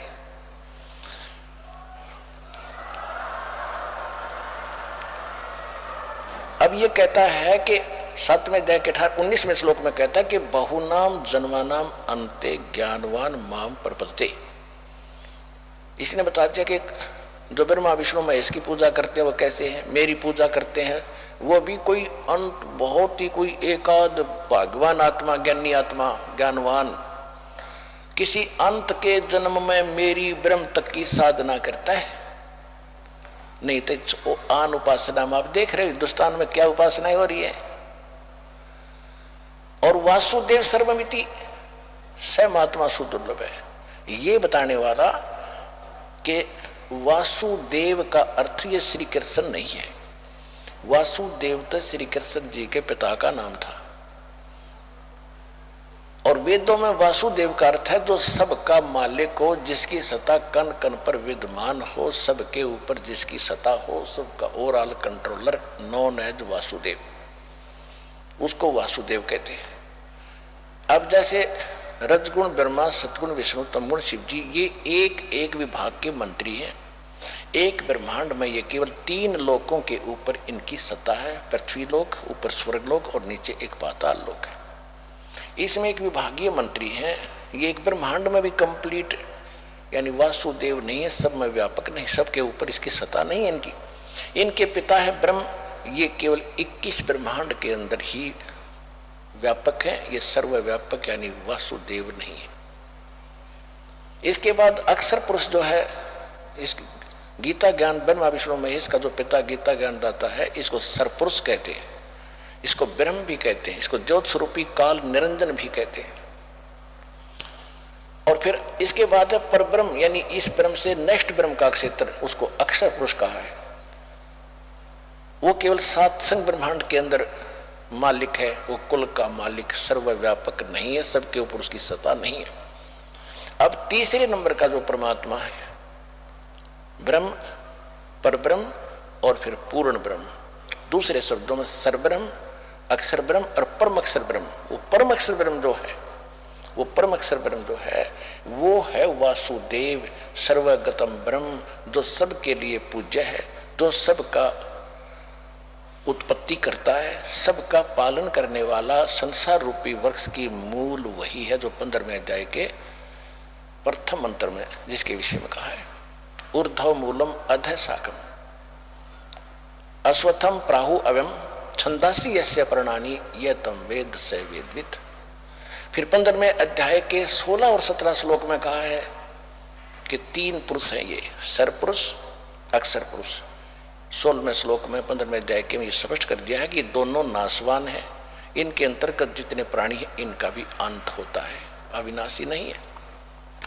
15वें अध्याय के 17वें श्लोक में श्रीमद् भगवत गीता में स्पष्ट कर दिया है कि उत्तम पुरुष तु अन्य परमात्मा इति उदाहरते हैं, ये लोग तर्यम आविश्य विवर्ती अवैश्वर है।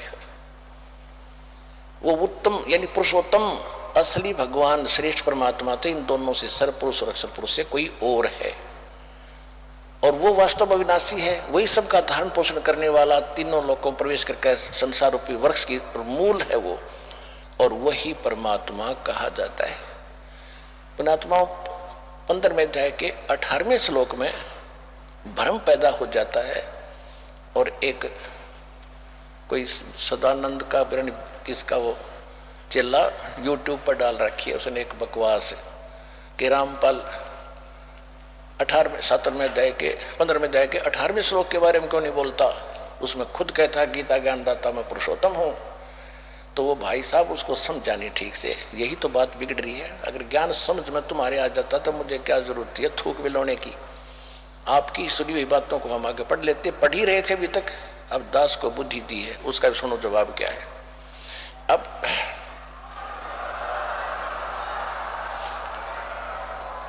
अब जो गीता ज्ञान दाता बता चुका है 15वें अध्याय के 17वें श्लोक में कि उत्तम पुरुष है तू अन्य, इन दोनों से न्यारा है, उसी को परमात्मा कहते हैं। और वही तीनों लोकों में प्रवेश करके सबका धारण पोषण करता है।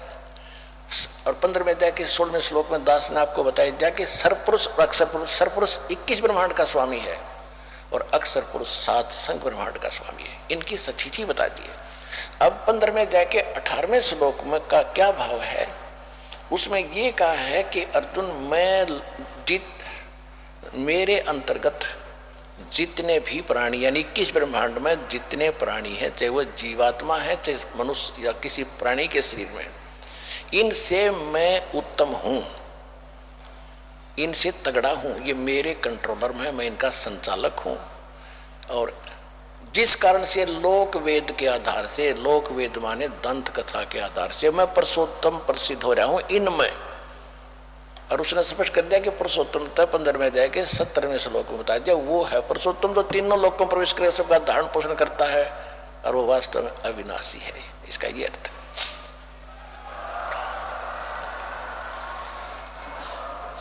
तो इस श्लोक को दास छोड़ देता था क्योंकि ये हमारे इस चैप्टर में नहीं आता था, इसलिए उनको भ्रम पैदा हो गया। अब वो भक्त सुनेंगे श्रद्धालु तो उनकी अकल ठिकाने आवेगी, सच्चाई सच्चाई होती है।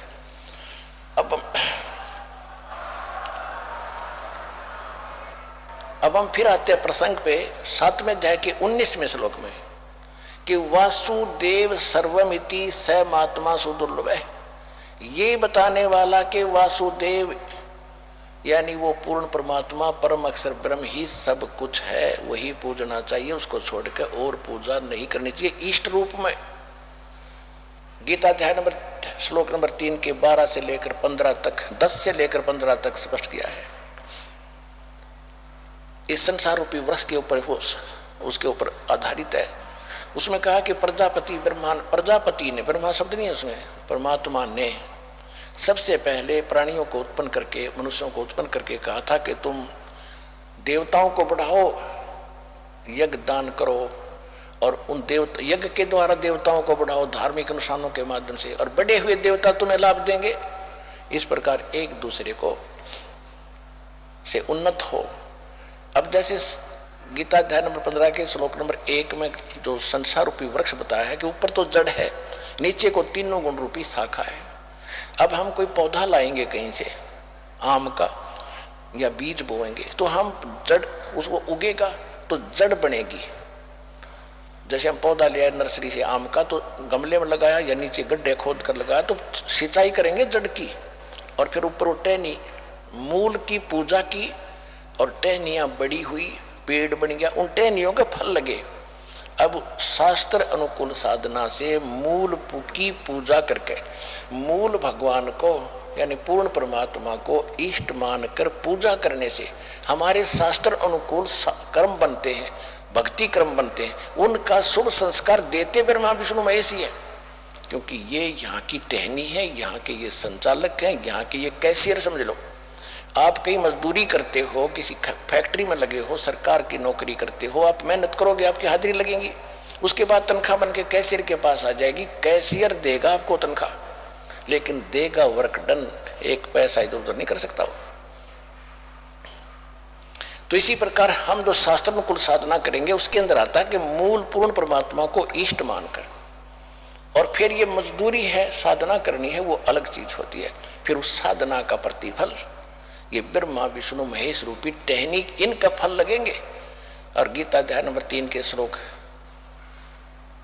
14-15 में स्पष्ट किया, 13 में कि ये बड़े हुए देवता फिर आपको बिन मांगे इच्छित फल दिया करेंगे। अब टहनिया का फल अपने आप लगेंगे जब तुमने मूल की सिंचाई कर दी, और तोड़ो और खाओ, ठाठ करो।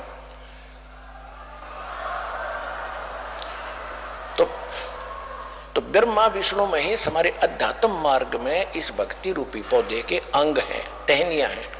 इनको छोड़ नहीं सकते। कई सत्संग पूरा सुनते नहीं और ये सोच लेते हैं कि रामपाल तो ब्रह्मा विष्णु महेश की भक्ति छुड़वाता है, इनको इनकी पूजा नहीं करने देता। देखो, पूजा कोई अन्य वस्तु होती है और साधना कोई और वस्तु होती है। हमारा पूज्य होता है जिस वस्तु को हमने प्राप्त करना है। हमारा पूज्य है सतलोक और सतपुरुष। वो कैसे मिले, वो साधना जो हम करेंगे वो पूजा में नहीं आती। जैसे हमने जल प्राप्त करना है पृथ्वी से, और पृथ्वी हमारा पूज्य है, हमारा प्राप्य वो है, प्राप्त करने योग्य वस्तु जल है। उसके पाने के लिए जो भी इंस्ट्रूमेंट हम प्रयोग करेंगे, उपकरण, और जो मजदूरी करेंगे वो हमारी साधना है, वो पूजा नहीं है। लेकिन साधना के बिना पूज्य वस्तु मिल नहीं सकती। तो ब्रह्मा विष्णु महेश के जो प्रथम मंत्र आपको दिए गए हैं, ये समझ लो अपने साधना है या पूजा नहीं है। क्योंकि हमने सतलोक जाना है, वो स्थान पाना है, वो परम गति पानी है, जहाँ जाने के बाद साधक फिर लौट कर कभी संसार में नहीं आते, वो सदा सुखी होती है, परम शांति प्राप्त होती है। वो है सतपुरुष और सतलोक हमारा प्राप्य वस्तु है, पूज्य है। पूजा तो हम उसकी कर रहे हैं। जैसे हमने कोई सेब खानी है तो सेब के लिए पहले मजदूरी करो। मजदूरी कर रहे हैं कि किस लिए सेब खाऊंगा, तो पैसे लेकर मार्केट में गए, सेब बोला, उसने तोला, हमने खाया। तो ये मजदूरी थी, उसका पूज्य सेब था। इसलिए ये मजदूरी है जो जल प्राप्ति के लिए हैंड पंप लगाते हैं, फिर उसको मेहनत करते हैं। पूजा जल की जाती है। इसी प्रकार पूजा हम सत्यपुरुष की करते हैं, और ये ब्रह्मा विष्णु महेश के मंत्र जो है ये हमारी साधना है। ये स्पष्ट कर देना दास चाहता है।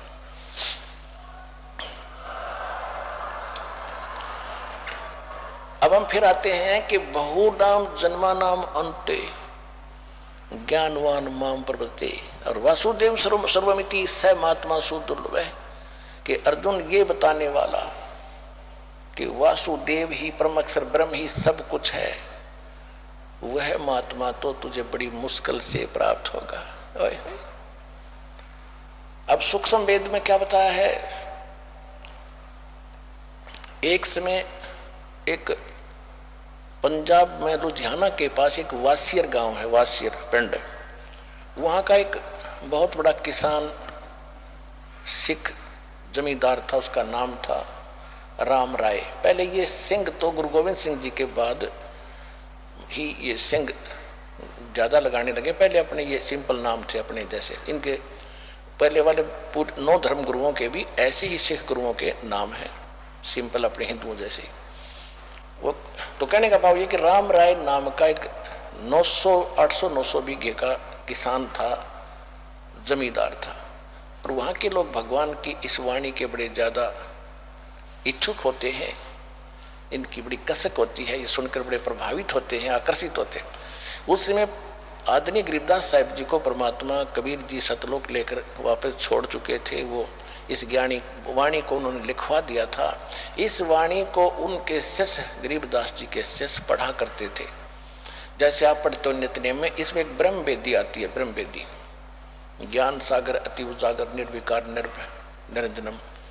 तो ये इस ब्रह्म वेदी को एक गरीबदास जी का शिष्य कहीं सफर कर रहा था, रास्ते में वासियर गांव के बाहर बनी में रुक गया, गर्मियों का समय था। उस सामने रात में बनी में रुका, वहाँ नहा धोकर सुबह वो नित्यनेम कर रहा था, जुबानी याद थी उसको। ये राम राय जी सुबह सुबह फ्रेश होने के लिए बनी में गया था, गांव से बाहर, पिंड से बाहर। तो उसने वो आवाज़ कानों में पड़ी तो बहुत प्रभावित हुआ। उस भगत के पास बैठकर काफ़ी देर वो वाणी सुनता रहा। तब उसने पूछा कि हे भक्त, ये वाणी किस महापुरुष की है? हमने गुरु ग्रंथ साहिब में तो कभी सुना नहीं इसको। ये तो मेरी आत्मा को खींच रही है जैसे चुंबक खींचता है।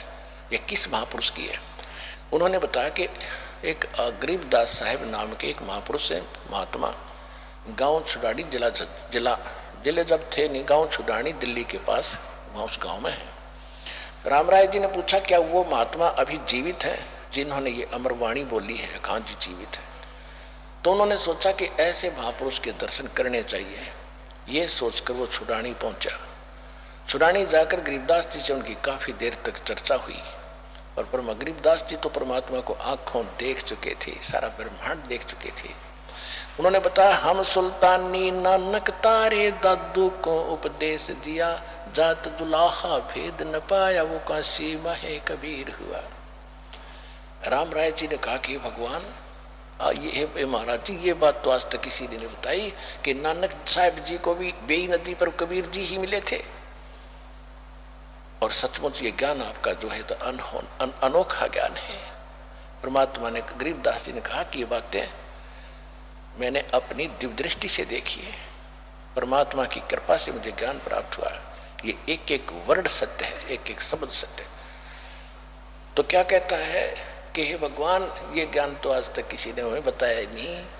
तो क्या कहते हैं, गरीबदास साहिब ने वाणी में बोला है, उसको उर्फ नाम झुमकरा भी था उस राम राय का। जैसे गांव में एक सेकंड नाम रख लेते हैं, किसी का बुंडू, किसी का सुंडू, किसी का झंडू, वैसे रख लेते हैं। तो ऐसे उसका नाम झुमकरा भी था। और उस झुमकरा नाम से वो वहाँ परिचित भी नहीं था कोई छुड़ानी में, ना गरीबदास जी से उसने अपना झुमकरा बताया था, नाम केवल राम राय ही कहा था। झुमकरा उसको क्यों कहते थे कि वो आदमी घना शंका ज़्यादा व्यक्त करता था किसी भी काम में, यानी उसका दिमाग झूमता रहता था, कभी उसकी मान ली, कभी उसकी मान ली, कभी फिर दूसरे की मान ली, वो झूठ मान गया। इस तरह उसको झुमकरा कहने लगे पिंड गाँव में। तो गरीबदास जी ने उसके झुमकरा नाम से संबोधित किया तो वो भी प्रभावित हो गया, भाई इस महापुरुष ने मेरा यू उर्फ नाम कैसे पता लग गया। चलो वो तो बाद की बातें हैं। कहते हैं गरीबदास जी ने क्या बताया, तत्व भेद कोई ना कहे रे झुमकरा, ये पैसे कहते कोटों मध्य कोई नहीं रे झुमकरा, अरबों में कोई गर्क सुनो रही झुमकरा, तत्व भेद कोई ना कह रे झुमकरा, ये पैसे ऊपर नाच सुनो रे झुमकरा। अब क्या बता रहे हैं गरीबदास जी कि इस ज्ञान के जानने वाला जो मैं तुझे बताने जा रहा हूं और जो मैंने इस वाणी में लिखवा दिया और जो मैंने तुझे बताया है, इसको करोड़ संतों में कोई जानने वाला नहीं होगा, करोड़ों में, अरबों में कोई एक होगा। गर्क, गर्क माने कंप्लीट इन ऑल रिस्पेक्ट। क्योंकि गरीबदास जी हरियाणा के जाट थे, धनखड़ गोत्र था, और ये ज़्यादातर लैंग्वेज में अपने देसी शब्द यानी मातृभाषा हरियाणवी भाषा को ज़्यादा समावेश किया हुआ है, क्योंकि इन लोगों को समझाना जरूरी था जहाँ आदमी रहता है। तो इसने इन्होंने बोला है कि कोटों मध्य कोई नहीं, करोड़ों में कोई नहीं रे झुमकरा, अरबों में कोई गर्क। गर्क के दो शब्द है हरियाणवी भाषा में, एक तेनों का अगर तेरा बेड़ा गर्क हो यानी तेरा नाश हो, और दूसरा गर्क का अर्थ है जैसे ये कहते हैं कि भाई ये व्यक्ति के पास इतना धन है, ये तो धन में गर्क है। एक गर्क का शब्द ये भी होता है। और एक किसी बच्चे में ताकत ज्यादा होती थी, पहलवान होता था, जो बोला भाई हांगे में गर्क हो रहा है, तो यानी शक्ति में ताकत में गर्क है।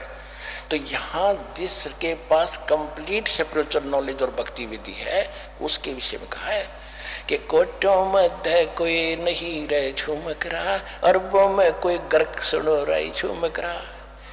यानी इस अध्यात्म ज्ञान का पूरी ताकत, पूरी भक्ति, सब कुछ जिसके पास है, कंप्लीट इन ऑल रिस्पेक्ट। दूसरे शब्दों में कहूँ, इस गर्क का अर्थ कि कोई अरब व्यक्तियों में, संतों में तुझे एक मिलेगा जो इस ज्ञान के जानने वाला होगा।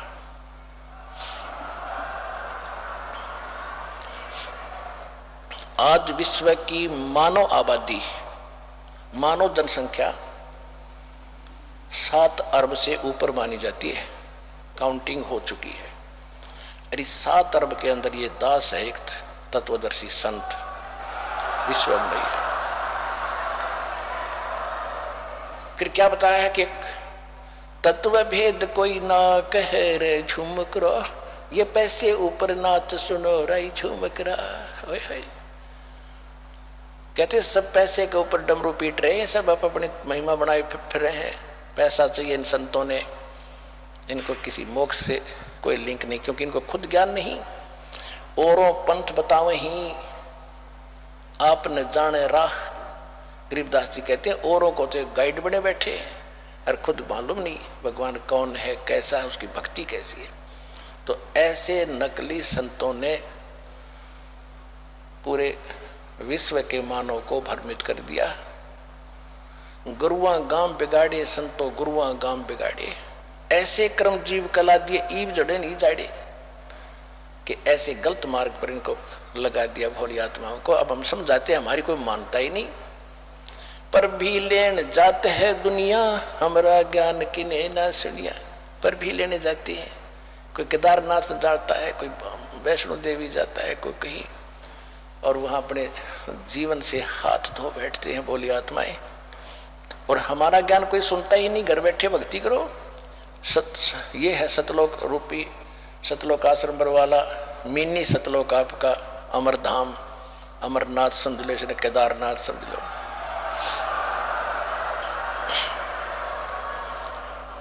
अब प्रसंग चल रहा है, वहीं आते हैं हम कि कोट्यों मध्य बहु नाम जन्मा नाम अंते ज्ञानवान माम पर्वते, और वासुदेव सर्वमिति सहमात्मा सुदुर्लभ है।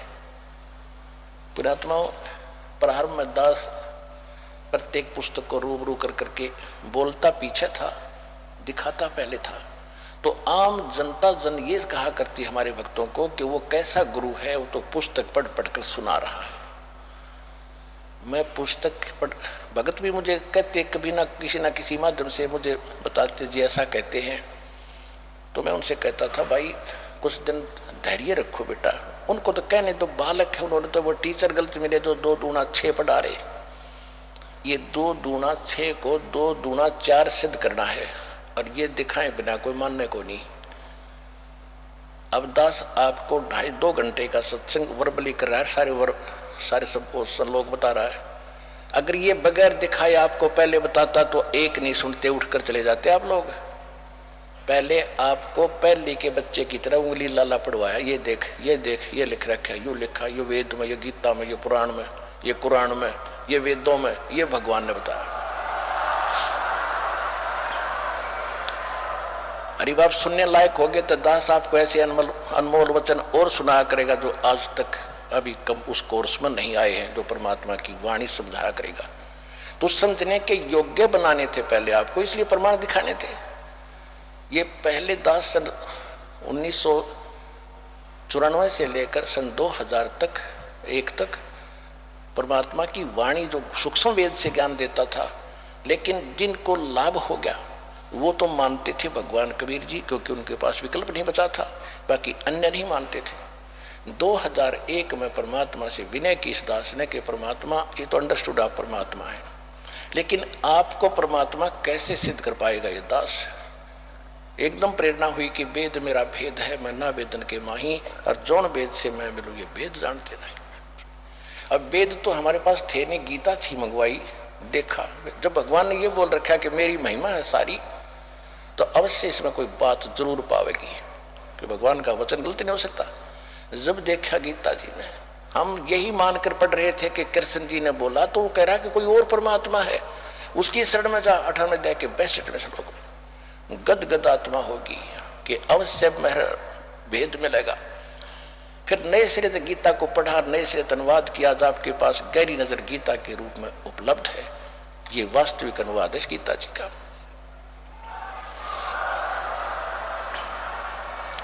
और गीता ज्ञानदाता खुद कहता है, मेरे मैं नासवान हूं, मेरी जन्म मृत्यु होती है। ओए होए। फिर देखा वेदों को, वेद संस्कृत में अनुवाद करनिया मैं ऋषि दयानंद, जिसने भट्ठा बैठा रखा, अनुवाद गलत कर रखे, जैसे गीता वाले ने कर रखे थे। उत्तम का अनुत्तम का अति उत्तम लिख रखा। फिर भी परमात्मा ने जो बुद्धि दी थी दास को, उनके अनुवाद देखे, फिर उनसे हटकर अनुवाद यथार्थ किया, और फिर उससे ये भेद सामने आया कि कबीर इज गॉड। वेद बताते कबीर इज गॉड, प्रेत वेद बताते परमात्मा साकार है।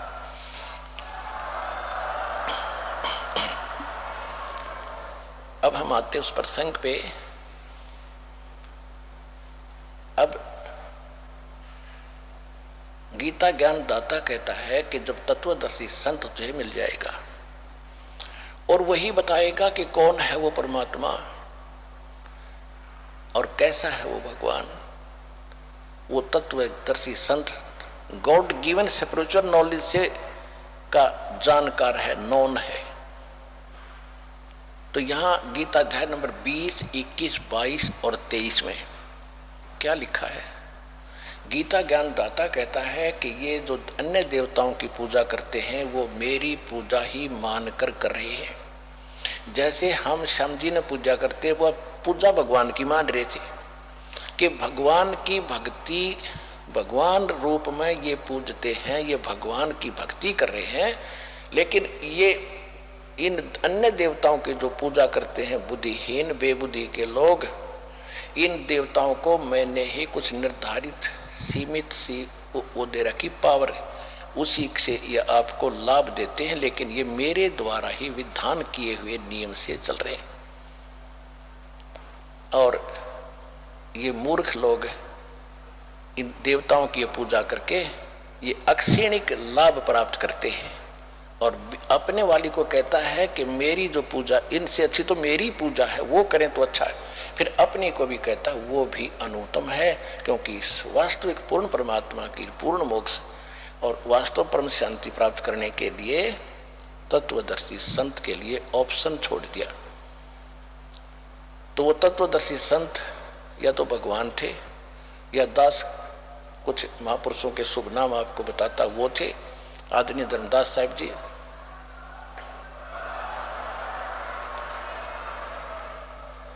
आदरणीय धर्मदास साहिब जी, आदरणीय मुल्कदास साहिब जी, आदरणीय नानक साहिब जी, आदरणीय दादू दास साहिब जी, आदरणीय गरीबदास साहिब जी, गांव चुरानी, जिला जज्जर, हरियाणा वाले, आदरणीय गीसा दास साहिब जी, गांव खेखड़ा, जिला बागपत वाले, उत्तर प्रदेश वाले, और आदरणीय स्वामी रामानंद जी, काशी वाले। इन महापुरुष, ये महापुरुष तत्वदर्शी संत थे, लेकिन इन पर बैन लगा दिया था भगवान ने कि अभी इस ज्ञान को डिस्क्लोज ना करना। धर्मदास मेरी लाख दुहाई, ये मूल ज्ञान कई बार न जाई, मूल ज्ञान बाहर जो पर ही, बिचली पीढ़ी हंस न तरही। ये मूल ज्ञान तब तक छुपाई, जब तक द्वादश पंथ ना मिट जाई। 33 अरब ज्ञान हम बाख्या, मूल ज्ञान हम गुप्त ही राख्या। फिर कहा परमात्मा ने कबीर सागर, ये तो कबीर सागर कबीर वाणी के 137 पृष्ठ पे, एक कबीर सागर के अंदर कबीर चरित्र बोध के 1870 पृष्ठ पे लिखा है, धर्मदास मेरी लाख दुहाई, ये सार शब्द कई बार न जाई, सार शब्द बाहर जो पढ़ी, ये बिचली पीढ़ी हंस न तेरी। अब ये बिचली पीढ़ी अब प्रारंभ है सत्य कलयुग की। प्रथम पीढ़ी वो थी, प्रथम चरण वो था कलयुग का, जिस समय परमात्मा सहशरीर आए थे, कमल के फूल पर प्रकट हुए थे, वहाँ से डीरू नीमा नाम के जुल्हा उनको पालक उठा ले गए थे। धीरे धीरे लीला करते हुए बड़े हुए, फिर जुल्हे का काम करते थे, साथ में प्रचार, अपना ज्ञान भी प्रचार करते थे। 64 लाख शेष हो गए थे उस परम पिता परमात्मा के एक धानक के, जो आज से 450-500 वर्ष पहले, यानी 120 वर्ष रहे परमात्मा। 1398 से 1518 तक उनके 64 लाख शेष हो गए थे। ना कोई मीडिया था, ना कोई प्रचार का माध्यम था, क्योंकि परमात्मा एक समय में हजारों जगह प्रकट हो जाते थे। कोई आनिया नो बतानिया नहीं था, वहाँ भी परमात्मा थे, वहाँ भी थे, कुछ 6 महीना में पता लगता कौन कहाँ थे, ऐसे कन्वेंस थे। तो ऐसे 64 लाख से संभाल के हुए थे। तो कहने का भाव यह है कि उस परमात्मा ने वो 600 वर्ष पहले ज्ञान इन महापुरुषों को दिया था। उस समय ये कहा था कि धर्मदास, प्रथम चरण जो था, जो परमात्मा सहशरीर आए थे और मगर स्थान से सहशरीर चले गए थे। परमात्मा ने कहा कि प्रथम चरण कलयुग निर्वाणा और तब मगर मांडू मैदाना। कबीर सागर कबीर वाणी 137 पृष्ठ पर ये वाणी लिखी है। और इसमें यह भी लिखा है कि कबीर वाणी के अंदर 136 137 पृष्ठ पे कि 12 पंथ नकली चलेंगे मेरे नाम से, और 12वें पंथ का प्रवर्तक गरीबदास जी होगा। उसके द्वारा मैं अपनी महिमा की वाणी पुनः प्रकट करवाऊंगा। उस वाणी को कोई समझ नहीं सकेगा, ना गरीबदासी समझ सकेंगे, ना कबीर पंथी समझ सकेंगे। उस पंथ में मैं ही आऊंगा, फिर गरीबदास वाले पंथ में फिर सब पंथों को मिटाकर एक पंथ चलाऊंगा। ये दास भेज दिया भगवान ने। याद ये दास भेज दिया अपना कुत्ता परमात्मा ने अपने बच्चों को भौंक भौंक कर जगाने के लिए, और वो ज्ञान दे दिया सारा।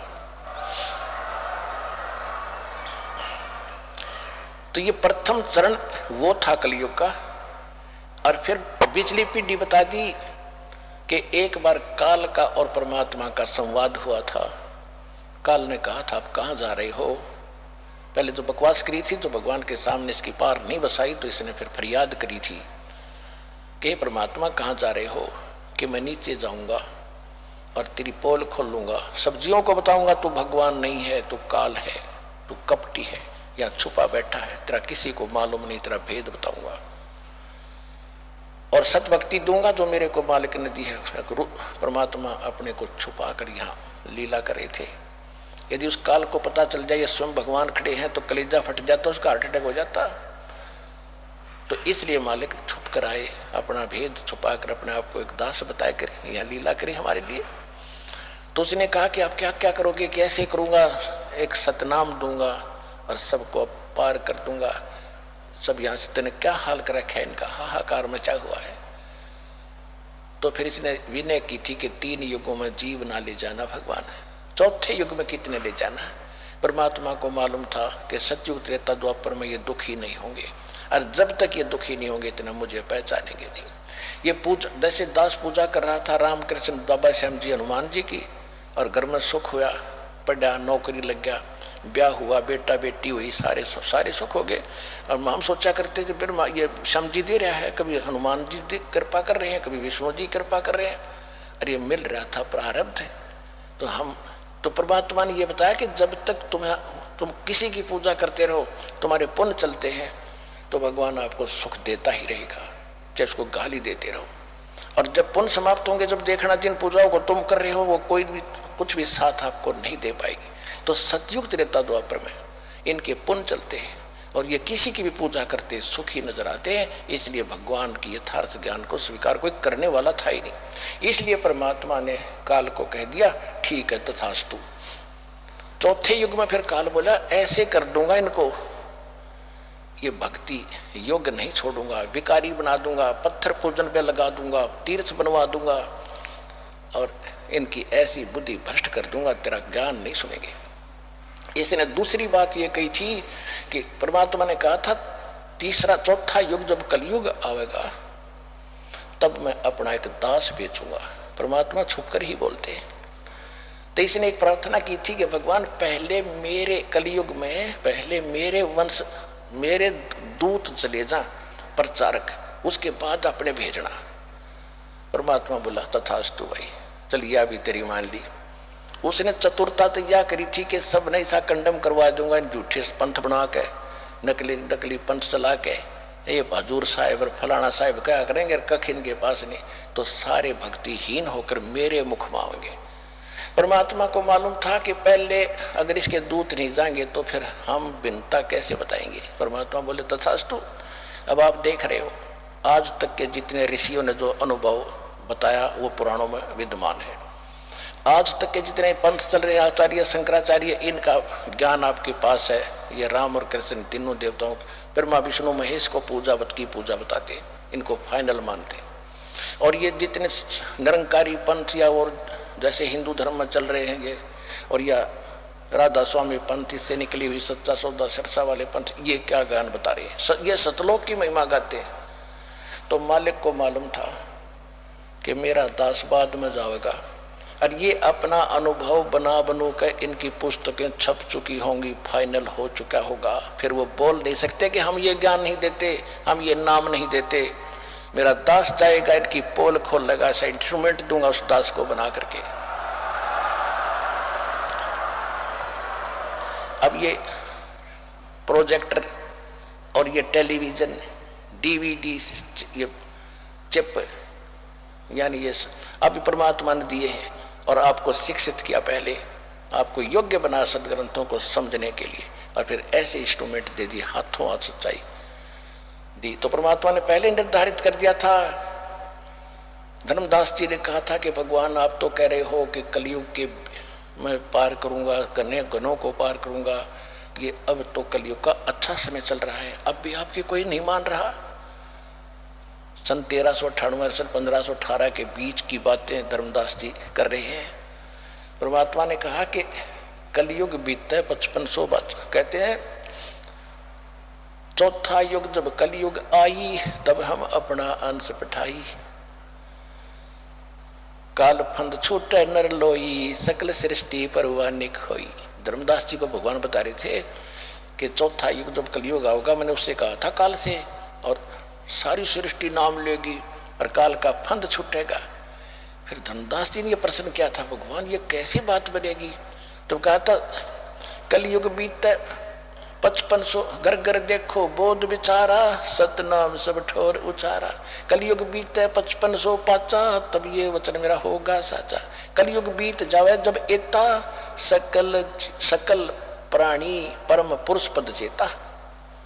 ओए होए, कितने गुड़ रहस्य इनके अंदर चंदवानियों में कि 5505 वर्ष जब कलयुग बीत जाएगा तब ये मेरी बात सच्ची नजर आवेगी। धर्मदास जी, जो मैं आज कह रहा हूं कि पूरे विश्व में घर घर में मेरी चर्चा चलेगी, घर घर में सतनाम की चर्चा होगी, भक्ति किया करेंगे। और जब 5505 कलयुग बीत जाएगा ना, जब ये मेरी बात सत्य साबित होगी, उससे पहले तक मुझे मूर्ख समझेंगे कि वैसे बकवास कर रखी है।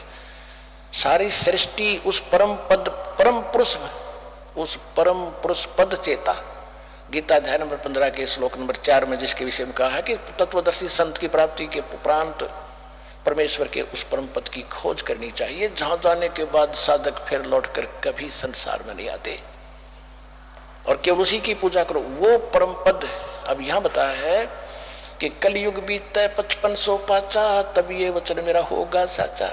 कलयुग बीत जावे जब एता, जब कलयुग इतना यानी 5505 बीत जाएगा, सकल प्राणी सकल जीव जो मनुष्य शरीरधारी है और परम पुरुष पद चेता, परम पुरुष उस परम अक्षर ब्रह्म पूर्ण परमात्मा के उस परम पद के चेता माने जानकार होंगे, जहां जाने के बाद साधक फिर लौटकर कभी संसार में नहीं आते।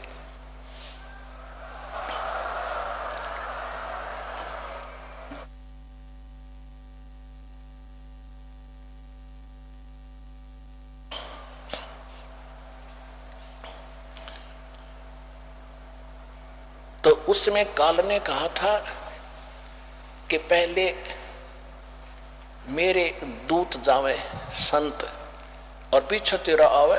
परमात्मा ने कहा था तथास्तु।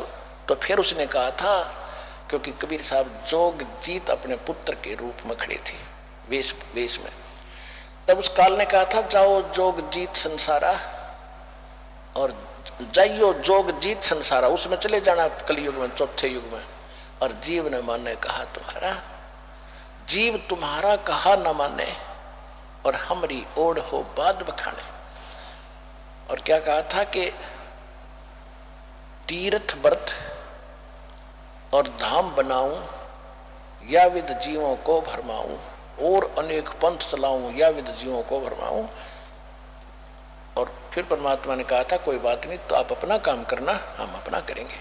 तो आज आप देख रहे हो काल ने भी कसर नहीं छोड़ रखी। अभी कुछ दिनों में कितने पंथ चल गए, ये राधा स्वामी पंथ जैसे काबली की करोगे तो कितना उगेगा, क्योंकि अंग उग्या करे घटिया चीज होती है जिसकी कति जरूरत ना, वडंगा झाड़ी बोझडे, तो ये अपने आप उग गए। अरदास ने आज 17 साल हो गए, लगभग सन 1994 से आज 20 साल हो गए, और गला पड़ा लिया, जेल तक जा लिया, क्योंकि दास सच बोल रहे वो झूठ बोल रहे, और झूठ यहाँ फैलती है बहुत तेजी से है, क्योंकि सत्य को फैलाने के लिए परमात्मा का सहयोग चाहिए।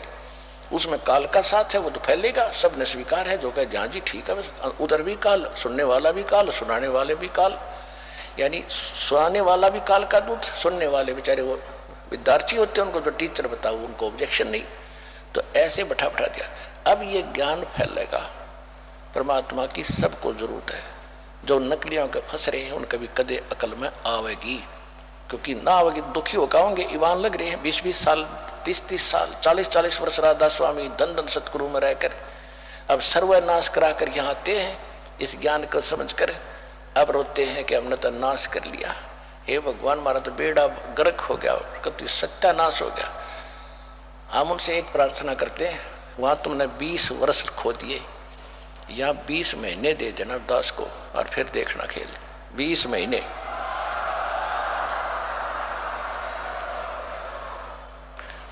अब जो प्रसंग चल रहा था आज का, गीता अध्याय नंबर 7 के ऊपर प्रसंग चल रहा है। अब गीता अध्याय नंबर 20 से लेकर 23 तक ये स्पष्ट कर दिया। फिर 24, 25 और 26 में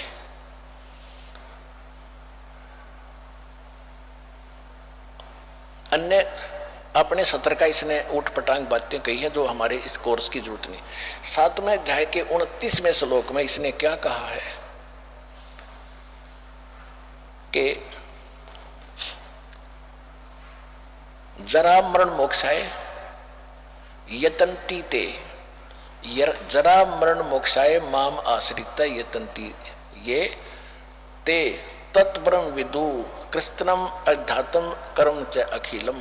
होय होय, कहते मेरे इस ज्ञान को जो आश्रय कर लेता है कि तत्वदर्शी संत की खोज करो, उनसे पूर्ण परमात्मा की जानकारी के बारे में पूछो, वो बताएंगे आपको सही ज्ञान। जो इसको आश्रित करके तत्वदर्शी संत की खोज कर लेता है,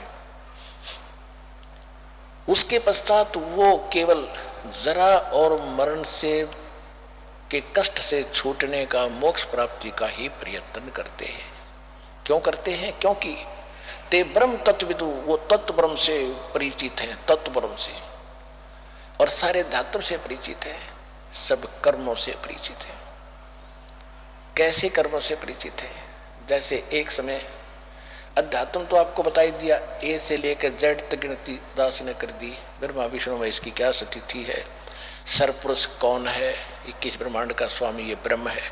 अक्षर पुरुष ये 7 संग ब्रह्मांड का स्वामी है, ये दोनों नाशवान, इनके अंतर्गत जितने प्राणी हैं वो भी जन्म मृत्यु के अंतर है, और ये खुद भी नाशवान जन्म मृत्यु। तो कर्म अध्यात्म और फिर पूर्ण परमात्मा कोई और है। तो ये तो अध्यात्म ज्ञान बता दिया आपको। मोक्ष अगर आपने पूर्ण मोक्ष चाहिए तो वो नाम भी भिन्न है, वो साधना अलग है। फिर कर्म कैसे है? मन तू पावेगा अपना किया रे, भोगेगा अपना किया रे। मन तू पावेगा अपना किया रे, भोगेगा अपना किया रे। जैसे कर्म करोगे वो भोगने पड़ेंगे। अब कर्म ही क्यों ना सुधारे हम पहले, हम कर्म अच्छे करें। जैसे भक्ति कर्म कर रहे हैं वो भी गलत शास्त्र विदिता कर्म आचरण कर रहे हैं, उनका कोई लाभ होना नहीं। और बाकी हम कर्म ठीक कर ही नहीं रहे, क्योंकि हम किसी को लूटते हैं, रिश्वत लेते हैं, मिलावट करते हैं, अटपट करते हैं। ये हमने देना पड़ेगा, ये हमने भोगना पड़ेगा। जैसे एक समय एक गुरु शिष्य चले जा रहे थे, रास्ते में एक मछलियां पकड़ने वाला शिकारी मछली पकड़ रहा था और मछलियों को जाल भर भर के बाहर डाल रहा था, वो तड़प तड़प कर मर रही थी। तब गुरु जी से शिष्य ने पूछा कि हे गुरुदेव, इस अपराधी प्राणी को क्या सजा मिलेगी, कैसे पाप कर रहा है, कैसे जीव मर रहे हैं इसके सामने, इसको जरा रहम नहीं। गुरु जी ने कहा बेटा इसका उत्तर मैं फिर दूंगा। 5, 7, 10 वर्ष के बाद फिर गुरु शिष्य दोनों चले जा रहे थे। आगे एक हाथी का छोटा सा बच्चा उछल कूद मचा के कूद रहा था, वो वृक्षों के बीच में फंस गया, 2 वृक्षों के बीच में, और ऐसे ऐसे झटके झुटके मार कर वो निकलता गया, लेकिन खाल छुल गई उसकी। वर्षा के दिन थे, उसमें कीड़े पड़ गए, और कीड़े पड़ा, वो पड़ा पड़ा चिल्ला रहा था। अनगिन कीड़े मोटे मोटे उसके शरीर को खा रहे थे, उसके प्राण नहीं निकल रहे थे। अब दोनों गुरु शिष्य वहां से निकले, तब उस चेले की दृष्टि पड़ी कि ये क्यों चिल्ला रहा है हाथी का बच्चा। देखा उसमें कीड़े पड़े हुए। तब उसने पूछा गुरुदेव, इस प्राणी ने कौन से जन्म में ऐसा कौन सा कर्म किया था जिसको इतना दंड भोग रहा है, कीड़े खा रहे हैं। तब उसने कहा कि सुन बेटा, उस दिन जो मछियारा था ना, वो मछिया पकड़ रहा था और वो मछिया को बाहर डाल रहा था, तड़प तड़प के मर रही थी। ये हाथी का बच्चा वो मछियारा है, और ये मछलियां अपना बदला ले रही हैं। ये उनको खाया करता था, अब ये इसको खा रही है। चल बेटा आगे। तो ये तो गीता अध्याय नंबर 7 के श्लोक नंबर 29 में जो स्पष्ट किया है कि जो सभी कर्मों से परिचित है। जैसे आपको बहुत बार कथा सुनाता है कि एक समय एक व्यक्ति की 2 विवाह हो गए।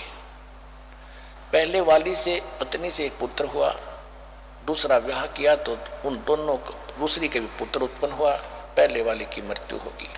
उसके बाद दूसरा विवाह किया तो उससे भी पुत्र उत्पन्न हुआ। दोनों के 10-12 वर्ष का अंतर, 15-16 साल का अंतर था, 10-12 वर्ष का बड़े पुत्र की और दूसरे पुत्र की आयु में।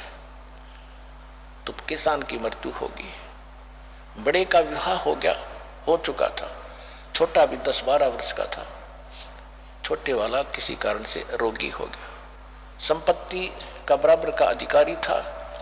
कुछ दिन ट्रीटमेंट भी करवाया, फिर उन्होंने दोनों ने पति पत्नी ने क्या लालच छाया कि क्यों ना इसको विष दिला दे और सारी संपत्ति अपनी हो जाएगी। यही लास्ट में निष्कर्ष निकला। किसी वैद्य से संपर्क साधा, उस वैद्य ने कहा इतने पैसे लूंगा, मैं ये काम कर दूंगा, दवाई कर दूंगा। ऐसा ही हो गया। उसने 200, 250, 500 रुपये जो लिए वो दे दिए और उसको विष दे दिया, वो मर गया। सभी को ये था कि बीमार है भाई, मर गया, बात खत्म हुई। कुछ दिनों के बाद उनको एक पुत्र प्राप्त हुआ, इकलौता पुत्र, सारी संपत्ति भाई वाली भी अपने पास, और दिल खोल कर उसको खूब खिलाया पिलाया, ठाठ से पाला पोसा। जब वो गिने दिनों में 14-15 साल का, वो 16 वर्ष का हो गया, उसका विवाह कर दिया। विवाह होने के बाद वो लड़का बीमार हो गया।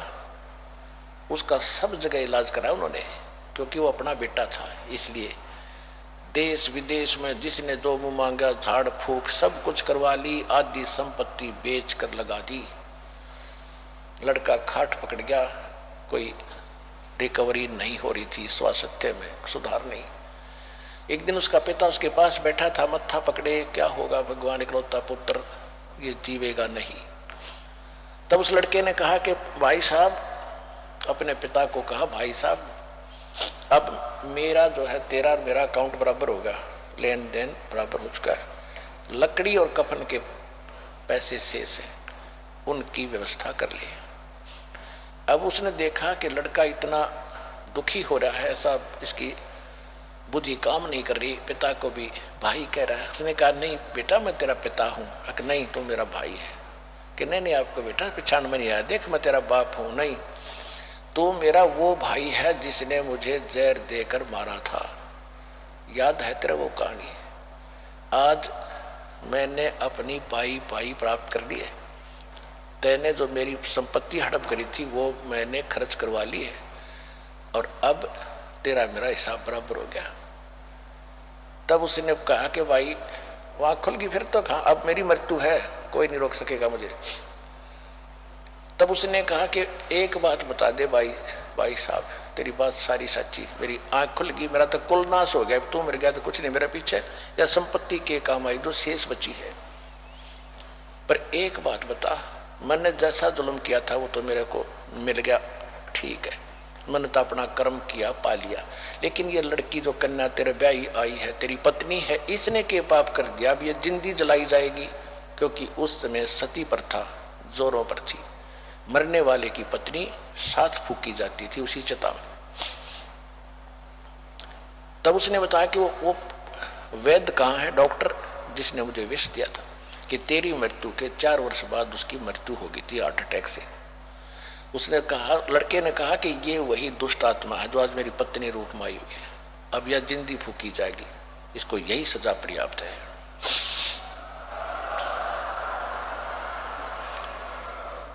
मन तू पावेगा अपना किया रे, भोगे गयो पुणो किया हरे। हे मन तू पावेगा अपना किया रे, भोगे गया अपना किया हरे।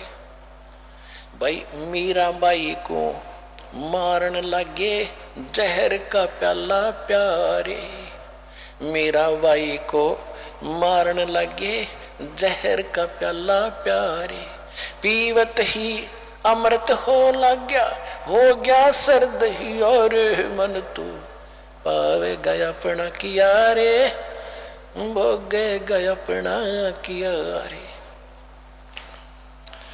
भाई 33 करोड़ यज्ञ में आए वो 88 सारे, 33 करोड़ यज्ञ में आए 88 सारे, 12 कोट वेद के वक्ता वहां सुपच का शंख बजा रे, मन तू पावे गया अपना किया रे, भोगे गया अपना किया रे।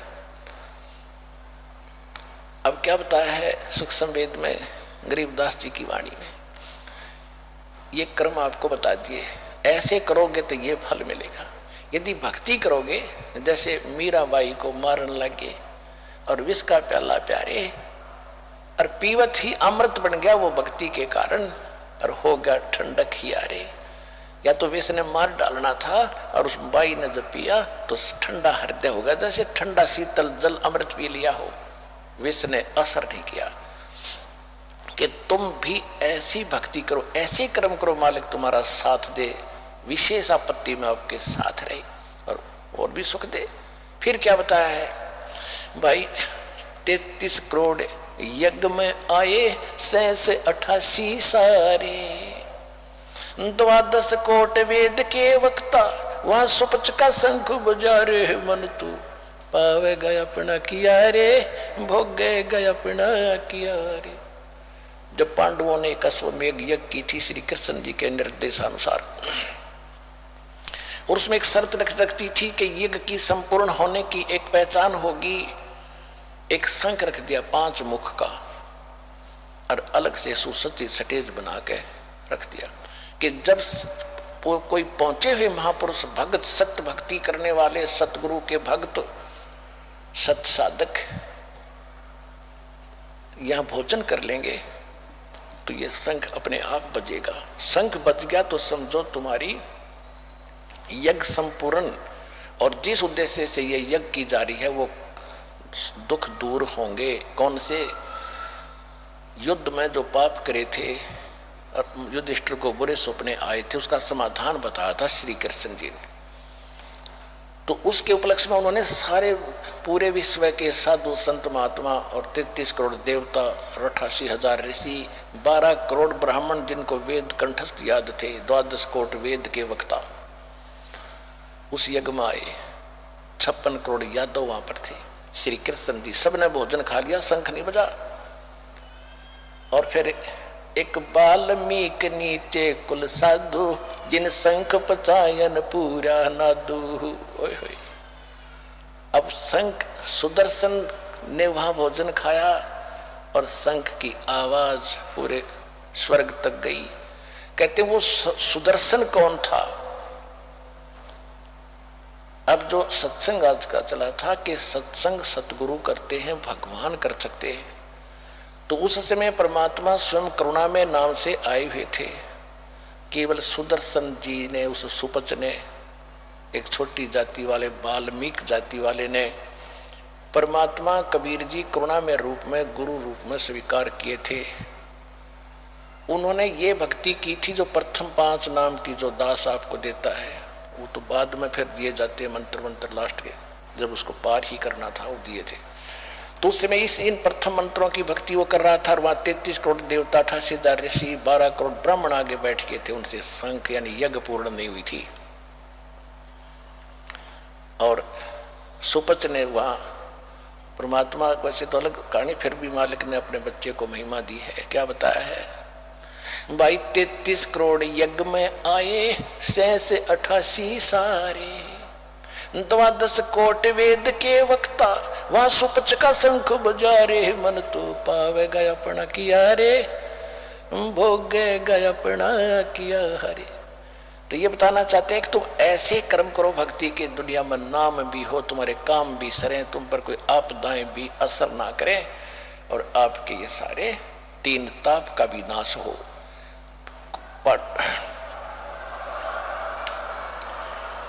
पांडवों के ऊपर 3 ताप का असर था। प्रेत आत्मा, प्रेत बाधाएं उनको सता रही थी, वो भी श्री कृष्ण जी से नहीं, उस परमात्मा के उस सतगुरु के साधक से सुपच के भोजन करने से, और तब उनकी वो आपदा भी तब समाप्त हुई।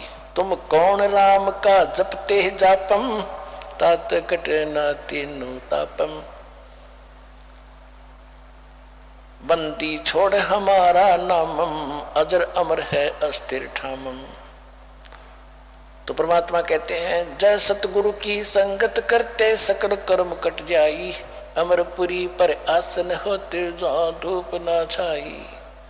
यानी जय सतगुरु की संगत, यानी सतगुरु मिल जाता तो ऐसी भक्ति करवाता, ना फिर पुनर्जन्म होता, सतलोक में चले जाते जहाँ सदा सुखी रहते।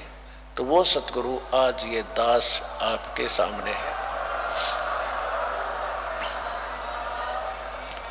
और आपका कितना सौभाग्य है, आपको सहज में इस पृथ्वी पर ये ज्ञान और कबीर भगवान और ये सच्चा नाम प्राप्त हो चुका है। इसको संभाल के रखना। जैसे माता गर्भ को रखे यत्न बनाए, ठेस लगे तो छन्न हुए तेरी ऐसे भक्ति नसाए।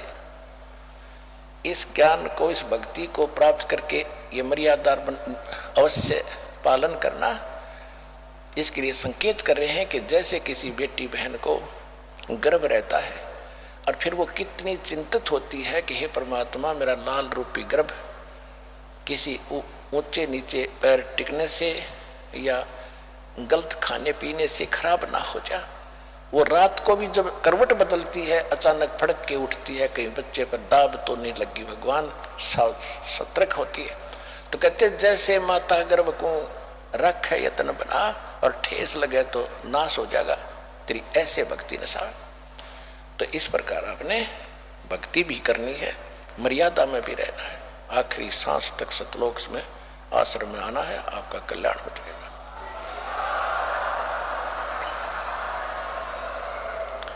अब आपको भक्तों का अनुभव सुनाएंगे, परमात्मा ने उनको क्या क्या सुख दिए हैं। वैसे बाकी आप सभी परमात्मा की ये गिफ्ट तो आपको मिली हुई है, तकरीबन जिन सच्चे मन से मालिक को याद किया है, नाम लिया है, फिर भी सुनने से काफ़ी लाभ होता है। ये अनुभव सुने भगवान से क्या लाभ प्राप्त हुआ। सत